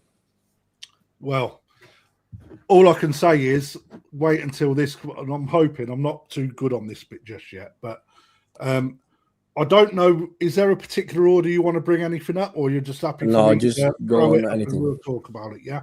So, okay. So the first one is this one, and I'm going to move us over here. Yeah, that is awesome. Hazard a guess. That's got a body like my mother-in-law. Bit more then we have the same one, Lee. Maybe 95 cm. Guess. Ooh. What are you saying? What, the breeder? No, size. Oh, what size? 98. Yeah, I mean that's gotta be a meter. I'd say a meter. Okay, a mix. Siebe size? I know it. Go on then. Yeah, that's what we're asking. Yeah, 1 meter 2. 1 meter 2. 1 meter 2 and a body that you can hardly get your arms round. Yeah, the funny thing with this this koi is I saw it at Odakan when it was, let me say, 5.5 years old and 94 cm, so already quite big, but not heavy at all. It was really a slim fish. And this koi was put available at a sales event at the end of November, but nobody wanted it, so I took it as a leftover. And then my customer, who you see here, which was Philip Popper, he has won the most Grand Champion of anybody in Europe. I think he's now on 23rd Grand Champion already. Wow. So only Ace, so B doesn't count actually. But this fish went to his pond, like 1 or 2 months later. And the funny thing is, when he put this fish in his pond, the first thing it did was turn around and asking for food. So the amount of food this fish wants to consume is crazy, and that's why it's so big. I think now it should be like 26, 25 kilos. and it's so heavy and big. I've never seen a fish like this actually, especially in Europe. Then She's just shy of £60 in Britain. So, wow. What Yeah, farm this do you one- this reckon? one- Do you know what farm it's from yet, Krafty? Let's all have a guess. Go on, Krafty. I would like to think that this is. It's not going to be, but I'd like to see this from Otsuka, What do you reckon, Dave? Sakai. I'm going to say Marino. You're Yeah, going to Lee is say right. who? Who'd you say, Lee? Marino. I mean, wow, that. I mean, that body's got like. Looks like it's at a few toes to get there, doesn't it? Well, it does, doesn't it? I mean, yeah. But the strange thing with this fish is actually the fins, the how do you call the side fins? I don't know. Peck fins. The pec fins. The pec fins are the size is great. All the other fins as well. But the fin on the tail, there's nothing wrong with it, but it's not very so big. long. Yeah. And what you see on, for example, some Momotaro fish previously, is they were like 70 cm, but their fins were like 35 cm, like a half of it. Yeah. So Look like this is where's the fish from? Marudo. Oh, it is Marudo. Yeah, you were right. Oh, there we are. Right. Cool. So the crazy thing with this fish is 1 meter 2, but the body shape is so massive and long compared to the fins that if it had bigger fins, it would be much bigger, of course. But that makes it so heavy. Is that the size doesn't come from the fins, but it comes really from the body shape. For me, I mean, when I was looking at this video, literally just before we went live, I said to Dave that the one thing I really love in this koi, outside of the body, is the skull structure. It is absolutely bang on for a big fish, in, like my preference. Just the way that them two lines come down the head, and then you get them little cheeks come in, absolutely fantastic. It's like I'd love to have a fish like that. I mean, this guy, what I've sort got to of say that the fish. You know, they say an owner always looks like its dog. Siebe. I know Philip Pope, ever so nice guy, isn't he? Yeah, he's a great guy. Yeah, I've spoke to him quite a few times when he was down quite a few years ago now, when I've seen him down at Ogata when he's off to go to Sakai or somewhere like that, and we shared a taxi one day. The thing with Philip was when he was so used to win everything. Yeah, is that when he had one very famous koi, which was the fourth step kohaku, which he brings to the koi show sometimes as well. Yeah. But other hobbyists start spending more or getting better fish or both. So they started to beat him. And the thing is with Philip is he spends some nice money on fish, but not the silly, crazy amounts you see somewhere else. But he was used to buying 80 cm fish or 85 cm fish, already big ones. But he realized, we made like a plan that he should spread the age in his pond, more wide, or how do you say it in English, more gradually. Yeah. Because he had so many fish that were turning 8 years old, 9 years old, or 10 years old, that in 3 years later, he didn't He's going to have nothing. For koi shows anymore. Yeah. But then he started buying 5 years old just to make the gap that he has, he otherwise had now. Now he's still winning with the fish you see later. But now he's all of a sudden buying Nisai, even Tosai, Sansai, Yonsai. And what he has now is in Japan, he has a top level Yonsai ready, a top level Sansai ready, and a top level Nisai ready. And one of them will turn pretty bad probably, but the other two of the three will probably be a grand champion level in 3 or 4 years. And that's what he needed, that the level needed to be higher, but he wanted to spend the same money. So that's what the result was. I mean, he was always a serious hobbyist, because I can remember being in the back of this taxi going back to the hotel from the Ogata Koi farm, and he was going through the pictures of what he'd purchased at Sakai, I think a few days before, and some really, really nice koi. Yeah. Awesome. And he's so passionate about koi. Yeah, awesome. Very nice chap. There was the grand champion B indeed. I also sent the video to Lee of that Probably you have it after this. Right, let's Right, move on to the next one. There's a load of Scrags makes a great comment. Look, couldn't afford to feed that beast on sake. Absolutely not. I don't think his food bill actually. I can imagine it's. Oh, yeah, he has 50% sake. All the floating he feeds with sake, and all the sinking he feeds with FD. There you go, mixture. Yeah, always good. Right, This next one. Karashi. Cool. Look at that Fukurin. That's impressive. Good body shape for me. Head shape's off a little bit, maybe a bit too narrow, too pointy in the head. But you can't get away from the rest of that fish. It is absolutely sublime, isn't it? Yeah. You know. Yeah. Yeah. What a great fish. Again, probably 95 cm. Oh, should I say it? Yeah, go on. Go ahead. Yeah, this one is Beppu Fish Farm. 1 meter. Oh, Beppu. No, 1 meter. This one is 5 years old and 92. No, right. Yeah, pretty long and big. But the awesome thing about this fish is what Lee said is the Fukurin. And I know you will say the head is a bit pointy, but that's probably the video style because it's to the side of the ball like this. Right on top. Yeah. And that's what I said to Dave earlier. I'd like to see it from a more oblique angle. But in real, this koi is so awesome. Now it's shipped to the Netherlands, so this won Grand Champion B in January.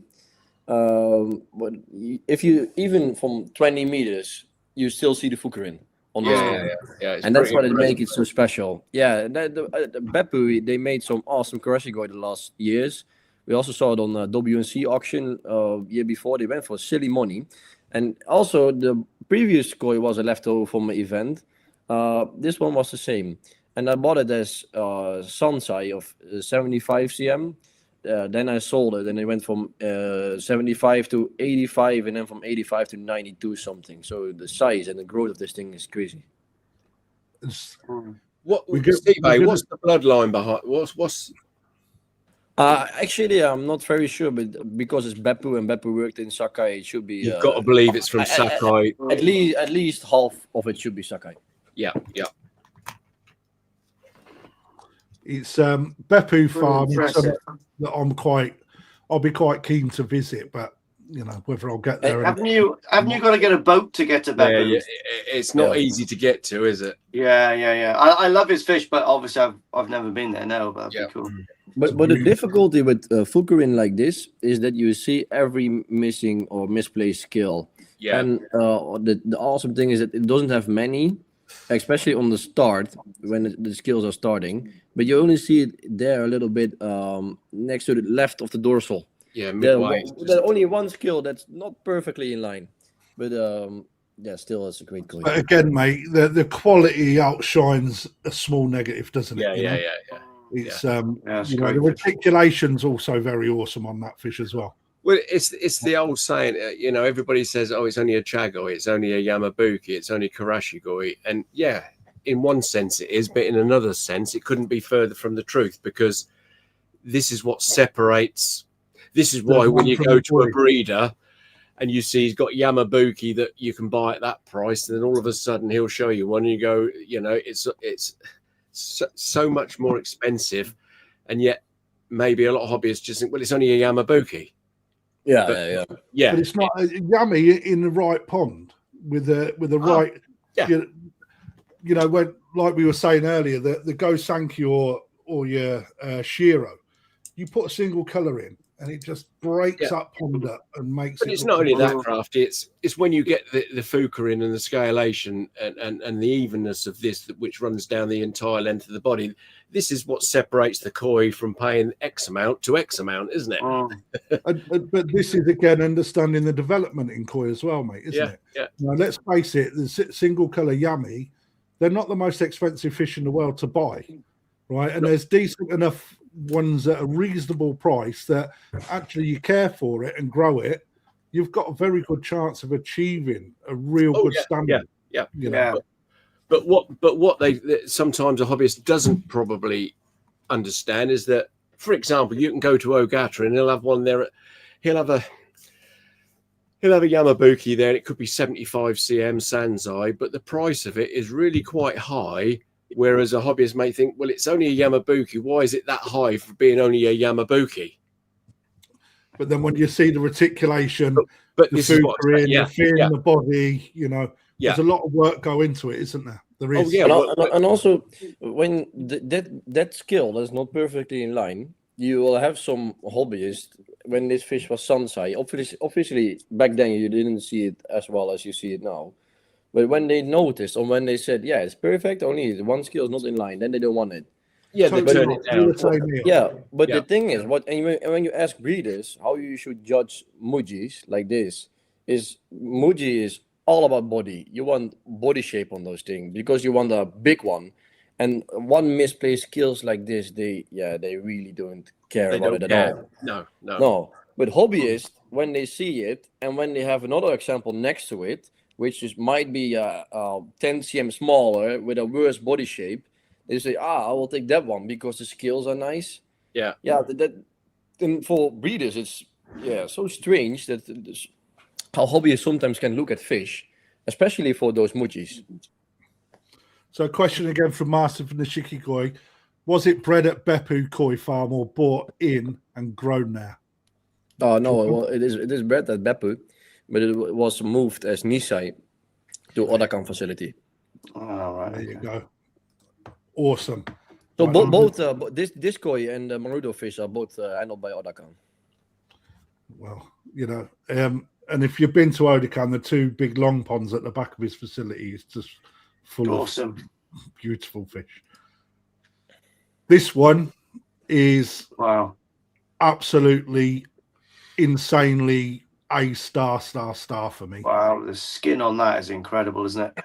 The reticulation, and for people that don't understand what I mean by reticulation, just to explain, it's the balance of the scale and the symmetricalness of both sides of the fish. You could pretty much cut that fish down the middle, and you put a mirror on it and still see the same fish. Yeah. It's a, you know, not again. Dave picked this up earlier. Not a shimmy in sight. No. Either. You know, well. That looks like a bloody, I don't know, a greasy. I mean, it looks like a greasy corn on the cob, mate. It's awesome, isn't it? They just follow down there symmetrically down the body line, don't they? Yeah. This koi, when this was bought from Sakai auction, and it was for Muji the price was insane. This is 5 years old and 90 cm and still in Sakai. And the won a prize in All Japan Koi Show in 90 Muji, actually on the video. But when in real, it was even more impressed because exactly what you say on the video, you see all the scales perfectly in line with a nice skin quality on it. But in real, it's totally different. It's even better than you expect it to be, and that makes this koi so awesome. And 5 years old, 90, this should be able to grow to 1 meter as well. Siebe, what's the largest koi you've imported to the Netherlands so far? 1.5 meters. And did it transport and did it travel okay? Yeah. Actually, I think the big fish are not easier because they are heavy, but they do better than when you pack fishes together. Yeah. I mean, they're probably going to sit there, aren't they? But what I found sometimes now, which concerns me a little bit, is now you're getting such big bodies on these fish, and when you see the size of the boxes, it makes you wonder how much are they sitting on there? Coffin, aren't they?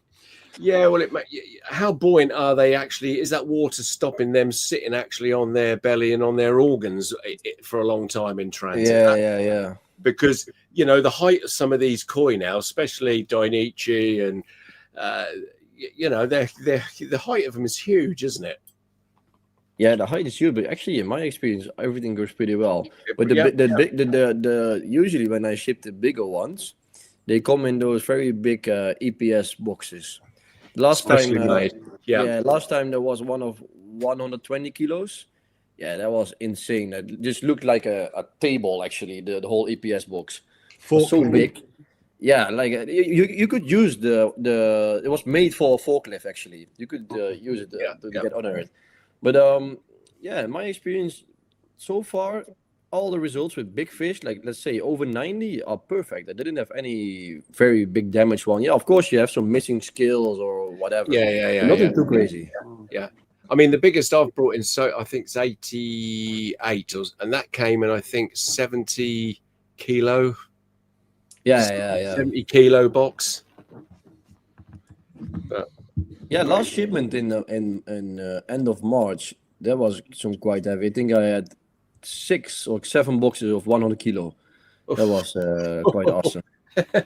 I mean, I have heard of like some horror stories with from friends that bigger fish coming in with snap tails and stuff like that. You know, it is scary, I think, isn't it? Really, bigger koi, but well, obviously Siebe's had really good results. So yeah, but I think it's the same. It's the same with smaller fish. But then probably they are less expensive most of the time. So probably you will just say, yeah, we will try to sue it, or yeah. It's not a special story if you say to someone, I shipped a 50 cm fish and the tail snapped, right? Yeah, but if you ship a 100 cm forgotten. koi, yeah. Right, I'm gonna. Yeah, I'll bring another video. Do I bring a video? Yeah, let's do this one. Yeah, actually, all the fishes, this one and the 3 before, were all the Lee asked me just send anything, so I sent all the Grand Champion Bs of this year koi shows. So the Chagoi was from online. That's why it's a Grand Champion B, because that one is still in Japan. This video is from 2 weeks ago. I made this in Italy, and the hobbyist that owns this fish actually lives very close to me, like 20 minutes. And we moved this fish in boxes with cars, with one car actually, with one van, and it was in a box 14 hours before I made this video, and it won Grand Champion B. And this is Shinoda Hiyutsuri, and this one, you might not believe it, but is only 5 years old, or is going to be 5 years old next month in June, and this one is 91 cm. Oh, and we bought this as Sansai 70 in April 2024. Shipped it in May. And the growth of this thing is, I really can't believe it. And Shinoda? Shinoda. Yeah. The body is so heavy. It's incredible. Do you know what? It's a great looking fish, you know, with a leading raise in with the benny on it, and the tail with that benny on it as well. That looks so cool, doesn't it? Yeah. And actually, when he bought it, I said to him, probably when you put it in European water, there will come up more sumi, like those shimmies. And I've made pictures of this fish already 4 times, so we can put it all together. And actually it was staying quite the same over time. So it's very stable fish, because those small shimmies you see on there that she has now, she already had it as Sansai. But the body shape was so good. It was a quite expensive fish as well, but the body shape was so good that the owner actually preferred this one over a cleaner one, because he expected this one to grow big. Never expected to be 90 cm in 2 years later. But at the end, the result was awesome. You see, it's mental that Lee picked up on the orange pecks and the stripe in the tail, which both Dave and I, just before you guys joined, we was talking about this fish, on how many people would toss this to the side based on having orange leading rays and a bit in the tail, and the amount of sooting in the benny plate. It's like many people would overlook that for a cleaner fish. Right? And it's just proof that, again, if you're looking at the body shape, structure, look at what they turn into, man. It's or can turn into. It's, you know, for me, absolutely insane. And I dare say, I mean, the video quality is always pulled back on the streaming. To the naked eye, I bet that colour absolutely pops. Pops. This koi was in the Italian koi show, and the market there is kind of developing, right? But they have a Japanese fair next to the koi show, so they have 10,000 visitors a weekend, which is awesome. Yeah. But we had also, probably it's also in the video later maybe, but the Grand Champion A was in a separate vat and the Grand Champion B was in a separate vat. The Grand Champion A is a 90 cm Kohaku, but not the same body weight, but a nice one. But all people that were walking next to the vets, they all stopped at this Hiyutsuri and were saying, wow, this is really so big and amazing. And at the Kohaku was like, oh yeah, nice koi, let's move on. Yeah. So I think overall, if you have one Grand Champion of the show, this fish was like the Grand Champion and the biggest eye catcher of all. Yeah, really. Yeah. I mean, how often are you going to stumble across a 90 plus cm here at Zuri? Yeah, that's very rare, especially in and you have to find somebody who has it in his pond and is crazy enough to travel 14 hours with it to a koi show in Italy. So and I did the packing early morning, and we did it with cool packs, very big box. I took bags with me from Japan, so yeah, everything went perfectly. So that was great, but still, it's quite I also said to the owner, I don't guarantee that the fish will arrive safe and get back safe. And he totally realized, and he said, just let's go and we will see what happens. But that is also, you have to find somebody who is crazy enough to do this. So Lee Oliver has just put a comment on which will definitely make people's blood boil. I can see why females are preferred now. I thought Tony was big, so that's Lee's Hiyatsuri that he sold him. Yeah.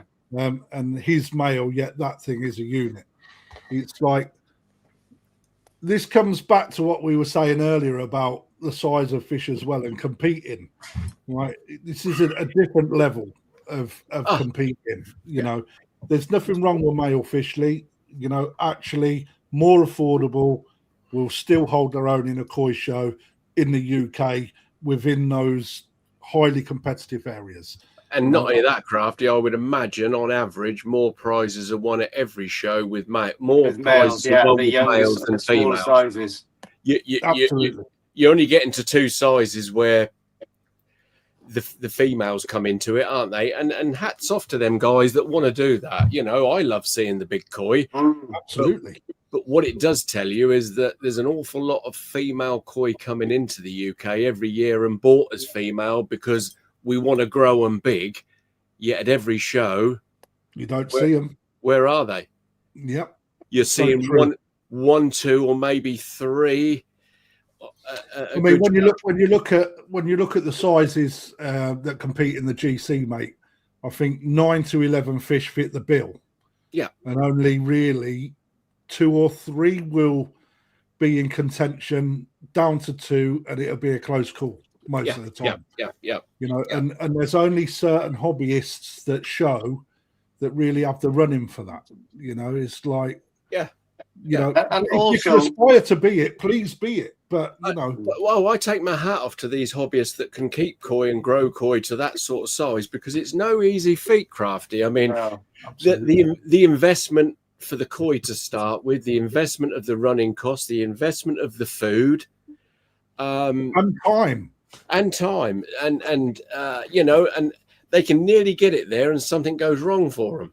I mean, I think though, Dave, you're not just going to be buying one koi. Like, no, you know, Siebe, your customers, when they're buying these units, they're buying more than one fish, right, before they get the one that actually does the business. Yeah, preferably not. But obviously it takes some time to get there. But my experience with the fish before, the bees are, for example, the Karashi was already pretty big when he bought it. The Chagoi was already pretty big when he bought it. The Sakai one was already, it was bought last autumn, so that was not so special. But those are easier to hit, right? Because they're already big, they are already quite developed. They are over Yonsai, but this fish was pretty young, and it didn't have anything special, because it had a body shape. But if Shinoda knew that in 2 years it could be this, he wouldn't sell it. No, yeah. Because this coin now, the owner bought it for a reasonable amount of money, not too crazy, but for Hyutsuri a lot of money. But if he wants to buy this fish now, this will be millions of yen. Yeah. Because even in Japan, this body shape and size of Hyutsuri is very rare. Yeah. So yeah, this could be a mishit as well. Like because we didn't know exactly that it would be so special now. For example, it also could be 73 cm now, full with shimis. That would be the other side. But the other ones that were on the screen before are much easier fish to predict, actually.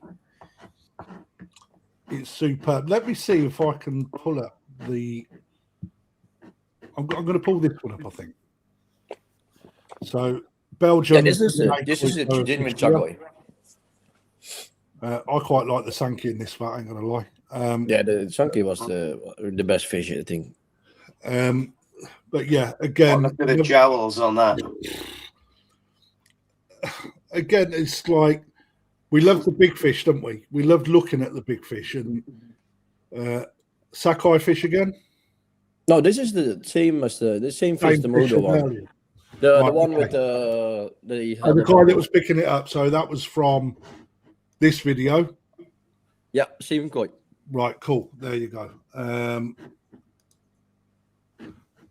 So you're seeing what I think this really helps do is show it against other big fish that are in there, and just how it looks a lot bigger here, doesn't it, than in that bowl? Yeah, it looks different in there.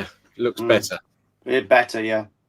And what I said about the Hyutsuri, that was the general grand champion of the show, I think this koi basically had the same feeling, because this video I posted on Facebook went viral. Let's say it had a lot of likes and views, and also many people sent me a video of this koi. Wow, this was really awesome! Or I saw it somewhere on YouTube or Facebook.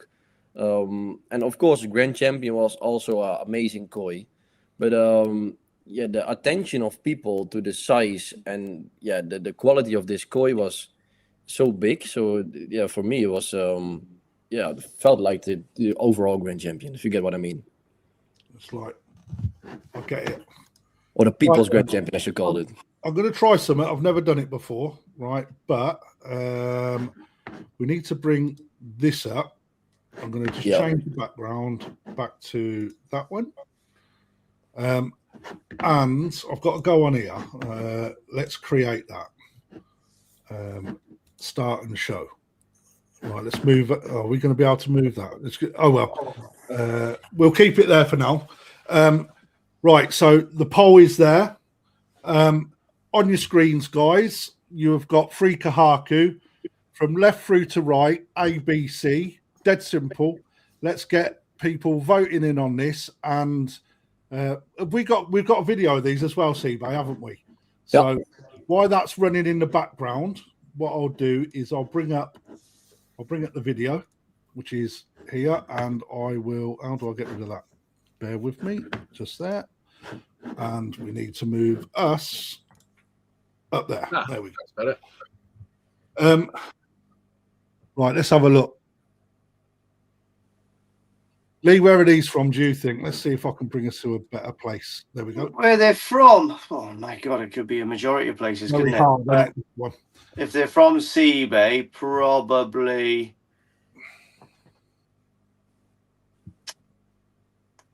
I don't know. Are they Odakan's own bread? No. Yeah, Sakai. Sakai, okay. Sakai, yeah. Right, so again, A on the left, B in the middle, C on the right. So A is the one that is a 3-step pattern. B is the one that's got the maritime spot. And C is the one with the second dan that's small and fat either side of the fish. Oh, here we go. Why don't it go back to what we had? There we go. So best fish, that's what we're looking for. First and foremost, quality is in there. Skin is absolutely unbelievable. What size are these, Siebe? These were all between 29 and 31. And this was a box from the auction. And usually I don't like to buy sets or boxes because you always have one nice koi, one so-so koi, and one very shitty fish. Yeah. But one this box didn't really have, or in my eyes, didn't really have one very shitty koi. And all three were bought by the same customer. And what I do sometimes for customers, or still do, is I grow the koi for them, and especially I grow them for koi shows. So I prepare them for showing levels. And in the Netherlands, we have a kind of junior koi show, which is a Tossai show until a certain size. We have young shows, and we have the big shows, of course.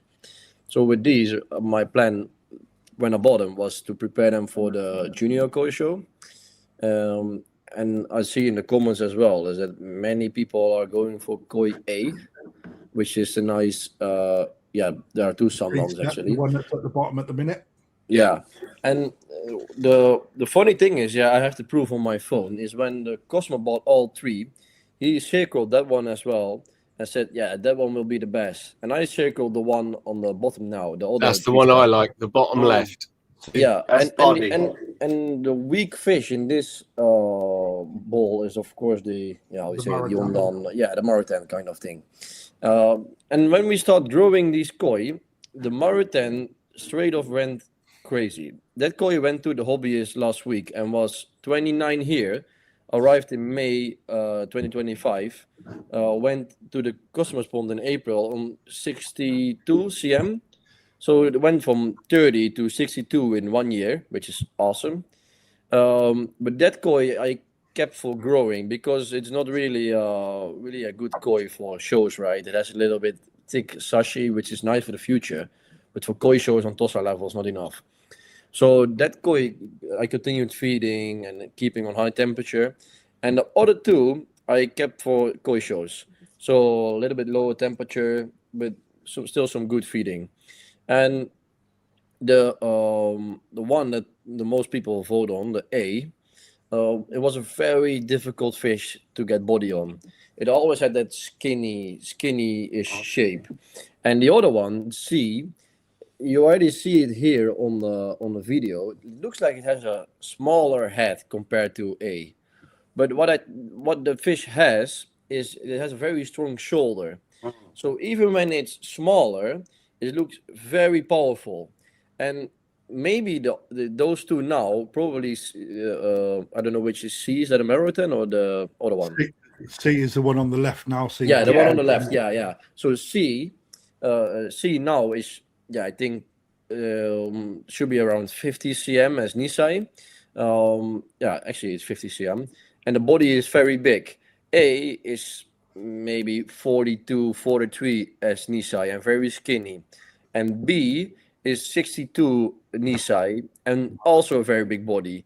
But B is a koi that has to compete on big sizes because it doesn't have the flashy pattern, but can be a good koi for the future. And the other two, they were perfect as Tosai, because A and C are brought to the junior koi show last year September, and C went grand champion and A went supreme champion.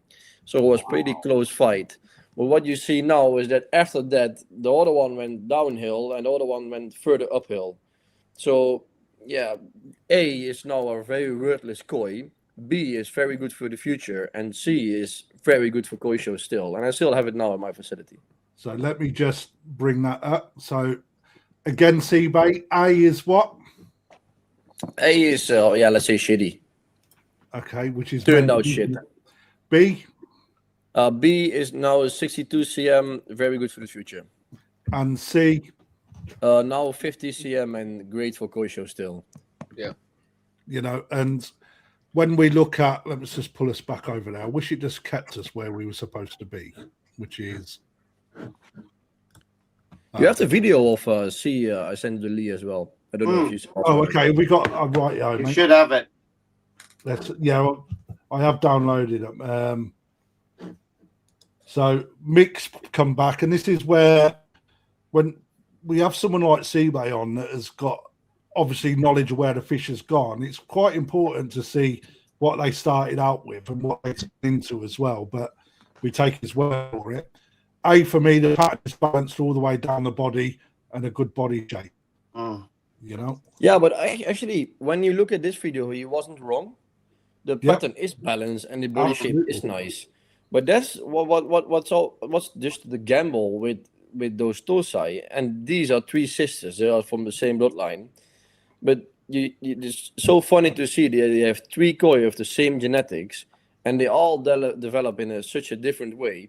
And I can fully understand that for this ball you will choose A, but 1 year later, when I put them in the ball, all 3 together, which would be quite funny, but not impossible. It's possible now. But when I made the same video 1 year later, I think nobody would have choose for A anymore. Nobody. Yeah. For me, it's the one that's on the left now, which was C. Yeah. And you can still see it at this age, the difference in the body structures already now. Massive. Yeah, massive difference. And I can see why people would go straight away for the obvious, shall we say. But you can see the height, you can see the shoulders on B. It just looks, you can see it's going to be immense, isn't it? The power in that. Yeah. It's like, that first stand coming off the head, the keyword on the back of that looks absolutely sublime. Yeah. And the sash is really tight too, eh? Yeah. Actually, I bought this set for those 2 fishes, and the other one was just a bonus fish. But the bonus fish just ended up to be really nice as well. Was the jewel? Can you find the video of that, Kraft? Yeah, I'll try and pull it up now. Awesome. But people will get drawn towards the one with the 3-step pattern, if you like, because the others need to the skin needs to thicken up slightly for the pattern to you know, the Kiwa and Sashi is quite good on that first one, wasn't it? Yeah. The only thing I didn't like about about number A is straight away as Tosai is that it has a lot of Maruzome Kiwa, where all the Benny goes with the scales, which looks really nice here. Yeah. But when you start growing koi like this, the Kiwa is the risk is there that it's going to break. And of course you can judge the Benny depth on these videos a little bit about when you see the sashi, but you don't know when you are going to heavily grow it if the Kiwa can hold. I was not afraid that the Benny would vanish, but more like now you have all the nice round Kiwa with the scales, and when you start to grow it and the Benny cannot keep up with the growth, then it can be super messy. It have all those how you say it, hooks. Yeah. And that was the advantage with Koi C, that eventually was the best one. Of course, also has some Maruzome Kiwa, especially on the first step. But on the second step and the last step, it's just straight. So it's an easier fish to grow bigger. And the other one, the B, same story. And that one has very big sashi as well. So I was not scared that the Kiwa could hold the growth.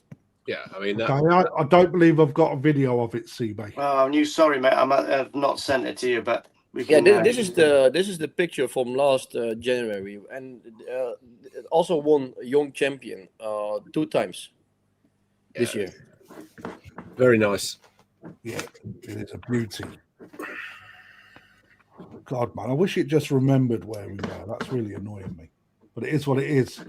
Right, so the poll says A, doesn't it? Let's have a look. Yeah, pretty much. For A, and I believe in the comments it was heavily weighted towards A as well. So, Siebe, that is absolutely stunning, mate. Thank you for supporting that. That was a good little exercise. Let's bring it on to this beast here. Let me bring that widget off. Let's hide that now, or hide. Show stop. That's why I want to hide it. There you go. So in the comments, right before we start picking it apart or admiring it, whichever we're going to do, what's the biggest thing that stands out on this koi in comparison to where you would expect certain parts of this to be in a show? Because I think when I bring the next fish up, I think it will set it apart. You know, where's this one from, Siebe? Momotaro? Dainichi. We were discussing this earlier, weren't we, mate? When Dave, you know. Yeah. This is Dainichi, also from Odakan. I'm Odakan fanboy, as you see. But Siebe, yeah. Does the video depict it quite well, or is it? Was the lighting let it down a bit? Yeah. I don't think the lighting's very good there now. You find it yellow? Yeah. I think in real it was very white, and that's why he won. Okay. But yeah, the light is pretty sad indeed. Yeah. And you know, we knew you was going to say that, which really outlines, you know, some of the rules that we speak about when buying fish. Now, don't get me wrong. You know, not everyone's got the ability to visit a dealership, but it's quite important to see fish in the flesh, right? Because pictures don't always paint them in the best light, irrespective of what you think. You know? Yeah, but actually, when I'm in Japan with customers as well, and you harvest a fish or a fish is not just in good condition, they can be very yellow. Yeah, I had one from NND, a Tancho Sankey that was, it was, well, let's just say it was pure pink. But usually, even when it's super yellow, I don't really mind because it's the chirurgy quality. 9 out of 10 times is just a conditioning thing. Yeah. Totally agree. And this koi was actually very well prepared. The body still looks good here, but this koi was shipped here on the 18th of March, so it was kept in my facility. But during that time, of course, I have cameras, and but this was the first koi my new staff member actually kind of prepared.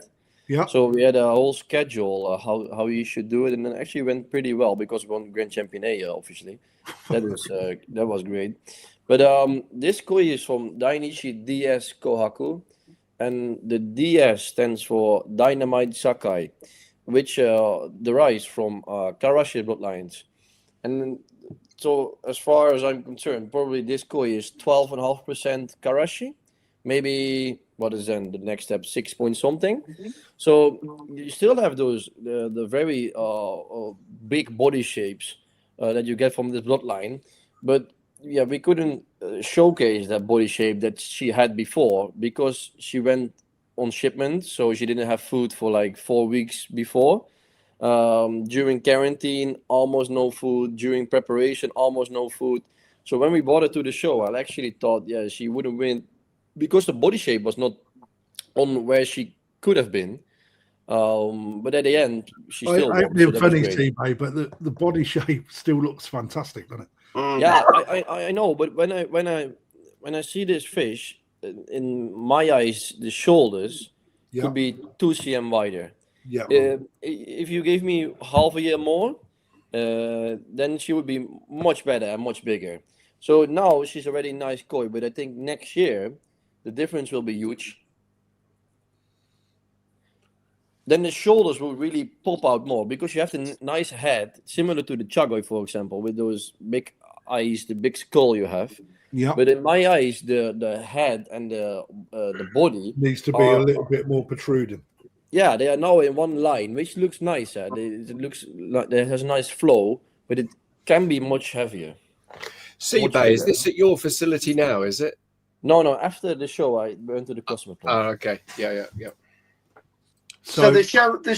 Sorry, Dave. No, go on. Oh, just going on. So the shows in the Netherlands, how does that run then? Because over here, obviously, the fish need to be in a participators sort of like pond for 30 days before the show. Yeah, we don't have it. But the thing is as a company or as a dealer, I never participate on shows. On none of them, because in my eyes it's very weird to compete against your own customers, and also feels a little bit unfair. Well, it's not that. It's like, for instance, now if I bought a fish from Krafty or from Dave, if I was a hobbyist, I'd have to take it back to my pond for a minimum of 30 days before I took that to the show. I couldn't buy the fish, leave it in Dave's or Krafty's to grow it, and then take it to the show and plop it in the vat the day of the show. No, I think that's a UK thing. None of the European shows has it. Right. Okay. Oh yeah, it's just a UK thing. Yeah, okay. Yeah, because this koi was one day before the show, the day before. Yeah. It was in my facility, and then Same as Japan, as the Japanese. Yeah. Right, Siebe, this is by far probably one of the best conditioned fish I've ever seen.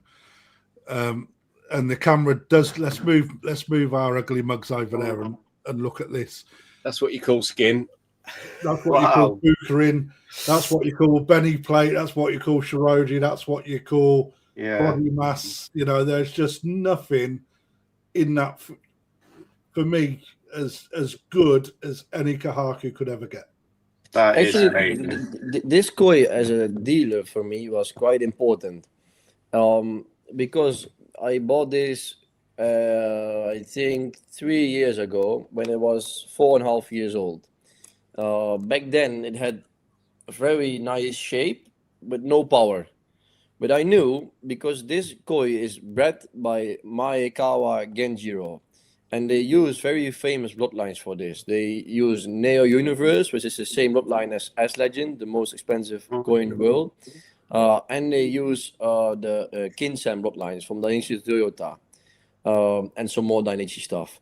So I know the bloodlines of this koi was awesome, but the body mass was not yet there. And the owner of this koi, which is the same owner as the Jimin Chagoi, which, he has won so many grand champions. I said to him, "Oh, you need to buy this koi. This will be really nice in 1 or 2 years." And actually, he said, "Yeah, okay, I will buy it from you because it's you advise it." But yeah, of course, when it will turn out in shit, he didn't say it, but I felt like it. If it would be very bad, I don't think he would buy any more fish from me, right? But the awesome thing was, he went to different dealers, and I offered him this koi for him, it's the cheapest fish in his pond. And he went to other dealers where he could find the same size, also a kohaku, but for a higher price. And they all went to the koi show like half a year later, and this koi beat all of those other fish that were more expensive, even triple the price of what he paid for this koi. So then he thought by himself, "Oh, this guy can probably help me getting better fish." And that's why he started buying all his koi from me. So, and now it has won grand champion 3 or 4 times, but and it's so big and so heavy. And as you see, he can condition it really well. So it's very hard koi to beat on koi shows. Is that Philip Pope's as well? Yeah. Well, what size is it? Did you say? And now he's 87, 88. It's, you know, yes, very, mate. That is pretty impressive. That is one of them fish that you would have to just keep. I mean, for me, if I was to see that in the flesh in a show, I would have to visit that vat numerous times, because it's not often that your eyes are graced over such pleasure. It's like when you see a fish and you go, "Whoa!" You're like, when I pulled this up, I was like, "Holy, what a beautiful koi!" I mean, the depth of that Benny is just. Yeah, that was the thing with this koi straight away when I bought it. Yeah. The Benny and the skin was so nice. And when I bought this koi, because I bought this from Narita, it was in Narita and Nagoya. When you checked it from the side, the distribution of the fat was perfect. Like it was like a cigar all over the fish. Usually with some kois they look more like a helicopter, right? They have a tent there. But this koi was from the side, both sides was so perfectly shaped that I knew if I put this koi into Philip's pond, and he is very good in getting body shape on his fish, that the fat that would grow on this koi would be so nicely distributed all over the fish that the body would be perfect like it's now. Because when he bought it, I think there's like 10 kilos difference, because from he bought it to where it's now. But the fat distribution of the fish was so good when it was younger that I was sure when it would get older, it would look like this. He's got a good pond, Philip, hasn't he? Yeah. For size growth is not the best, but for body shape is perfect. Yeah. What setup does he run, Siebe? He has a drum with a very big. He uses mountain tree stuff, moving bed. Has a lot of mats. He just has a lot of medium, basically. But he has a very unique style of keeping, actually, because very old school, which is nice. But actually, when he bought this koi and I brought it to him, that was also the first time he started feeding sinking food. He never did before. So I said to him, yeah, try it one season and you will see the difference. And that's what also makes a huge difference for him, because those big guys, they like sinking food more than floating. Absolutely. So for him, on every fish, the body increase because of the sinking foods was quite obvious. Well, all I can say is that I am pure jealous that he's got that and I haven't. That's all. It's like, and I think we're all probably in the same boat. Right, we are coming up to 2 hours and 25 minutes. So It's been a good one. I think what we can say is that Siebe, all I can say, and on behalf of everybody watching as well, mate, thank you very much for coming on. It's been an absolute pleasure. It was a pleasure for me as well. Really nice. No, I mean for all of us, it's so nice to get like-minded people on to have discussion, ask questions, a bit of a laugh, but ultimately to put something together for people to watch and really enjoy. And it's Siebe, you remind me of when I first went to Ogata quite a few years ago. You probably know this guy. You remind me so much of a guy called Joachim. Do you know Joachim? Joachim Clement? Yeah. Belgian guy. Yeah. I mean, if he was like, we always had a joke with him because he was he knew every Sakai bloodline. He knew every parent sets. He such a really, and he was only a young lad at the time then, with his father running the business as well. And he's very similar to you in that way, that he had the similar sort of knowledge quite young. Yeah. I think Joachim quit selling koi just before I started.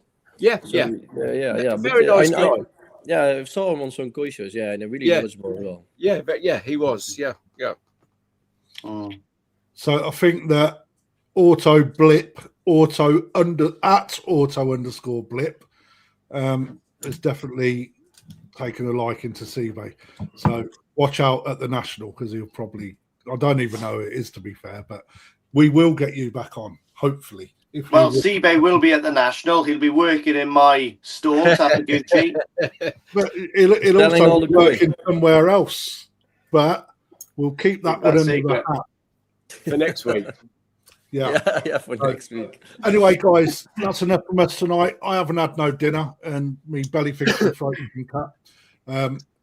But again, Lee, thank you very much for joining us tonight. Dave, thank you very much for joining us tonight. Yeah, nice guys. Thanks, Siebe.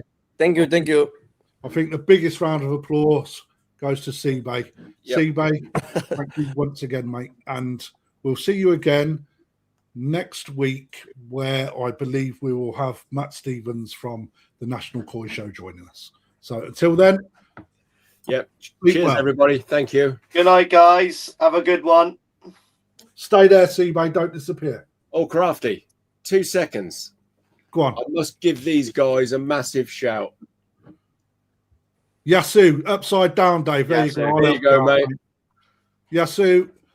Yeah, they sorted me out with our new gear, so they buy these on there as well. Yeah, Lee's stuff on there. Absolutely fabulous. Thanks, guys. The only place to buy your koi apparel, in my Another super quick one as well, a little shout out. On Sunday, I'm going up to North Wales to see Daryl in Koi Heaven. If you want to go up there, go to his website, buy a £2.50 ticket so he knows the numbers, and I'll see you there on Sunday morning. Okay, so Beans, you've got it. I feel left out. Another one that I forgot to plug. All right. Competition page, Marasaka, certified fish, all available. Whack some money down. You could win a bloody nice tozai that is certified by Marasaka for nothing more than £1. So have they not all gone yet, Krafty? No, we've had some winners though, mate. Oh, right. 'Cause Unbelievable. If you do that, guys, obviously put my name in the thing and you get your 5% off. Koi Soldier. Yeah, so put Lee's. It's that way, Lee, isn't it? Is it that way? Yeah, Yes. that's me. Yeah, it's always the wrong way on here.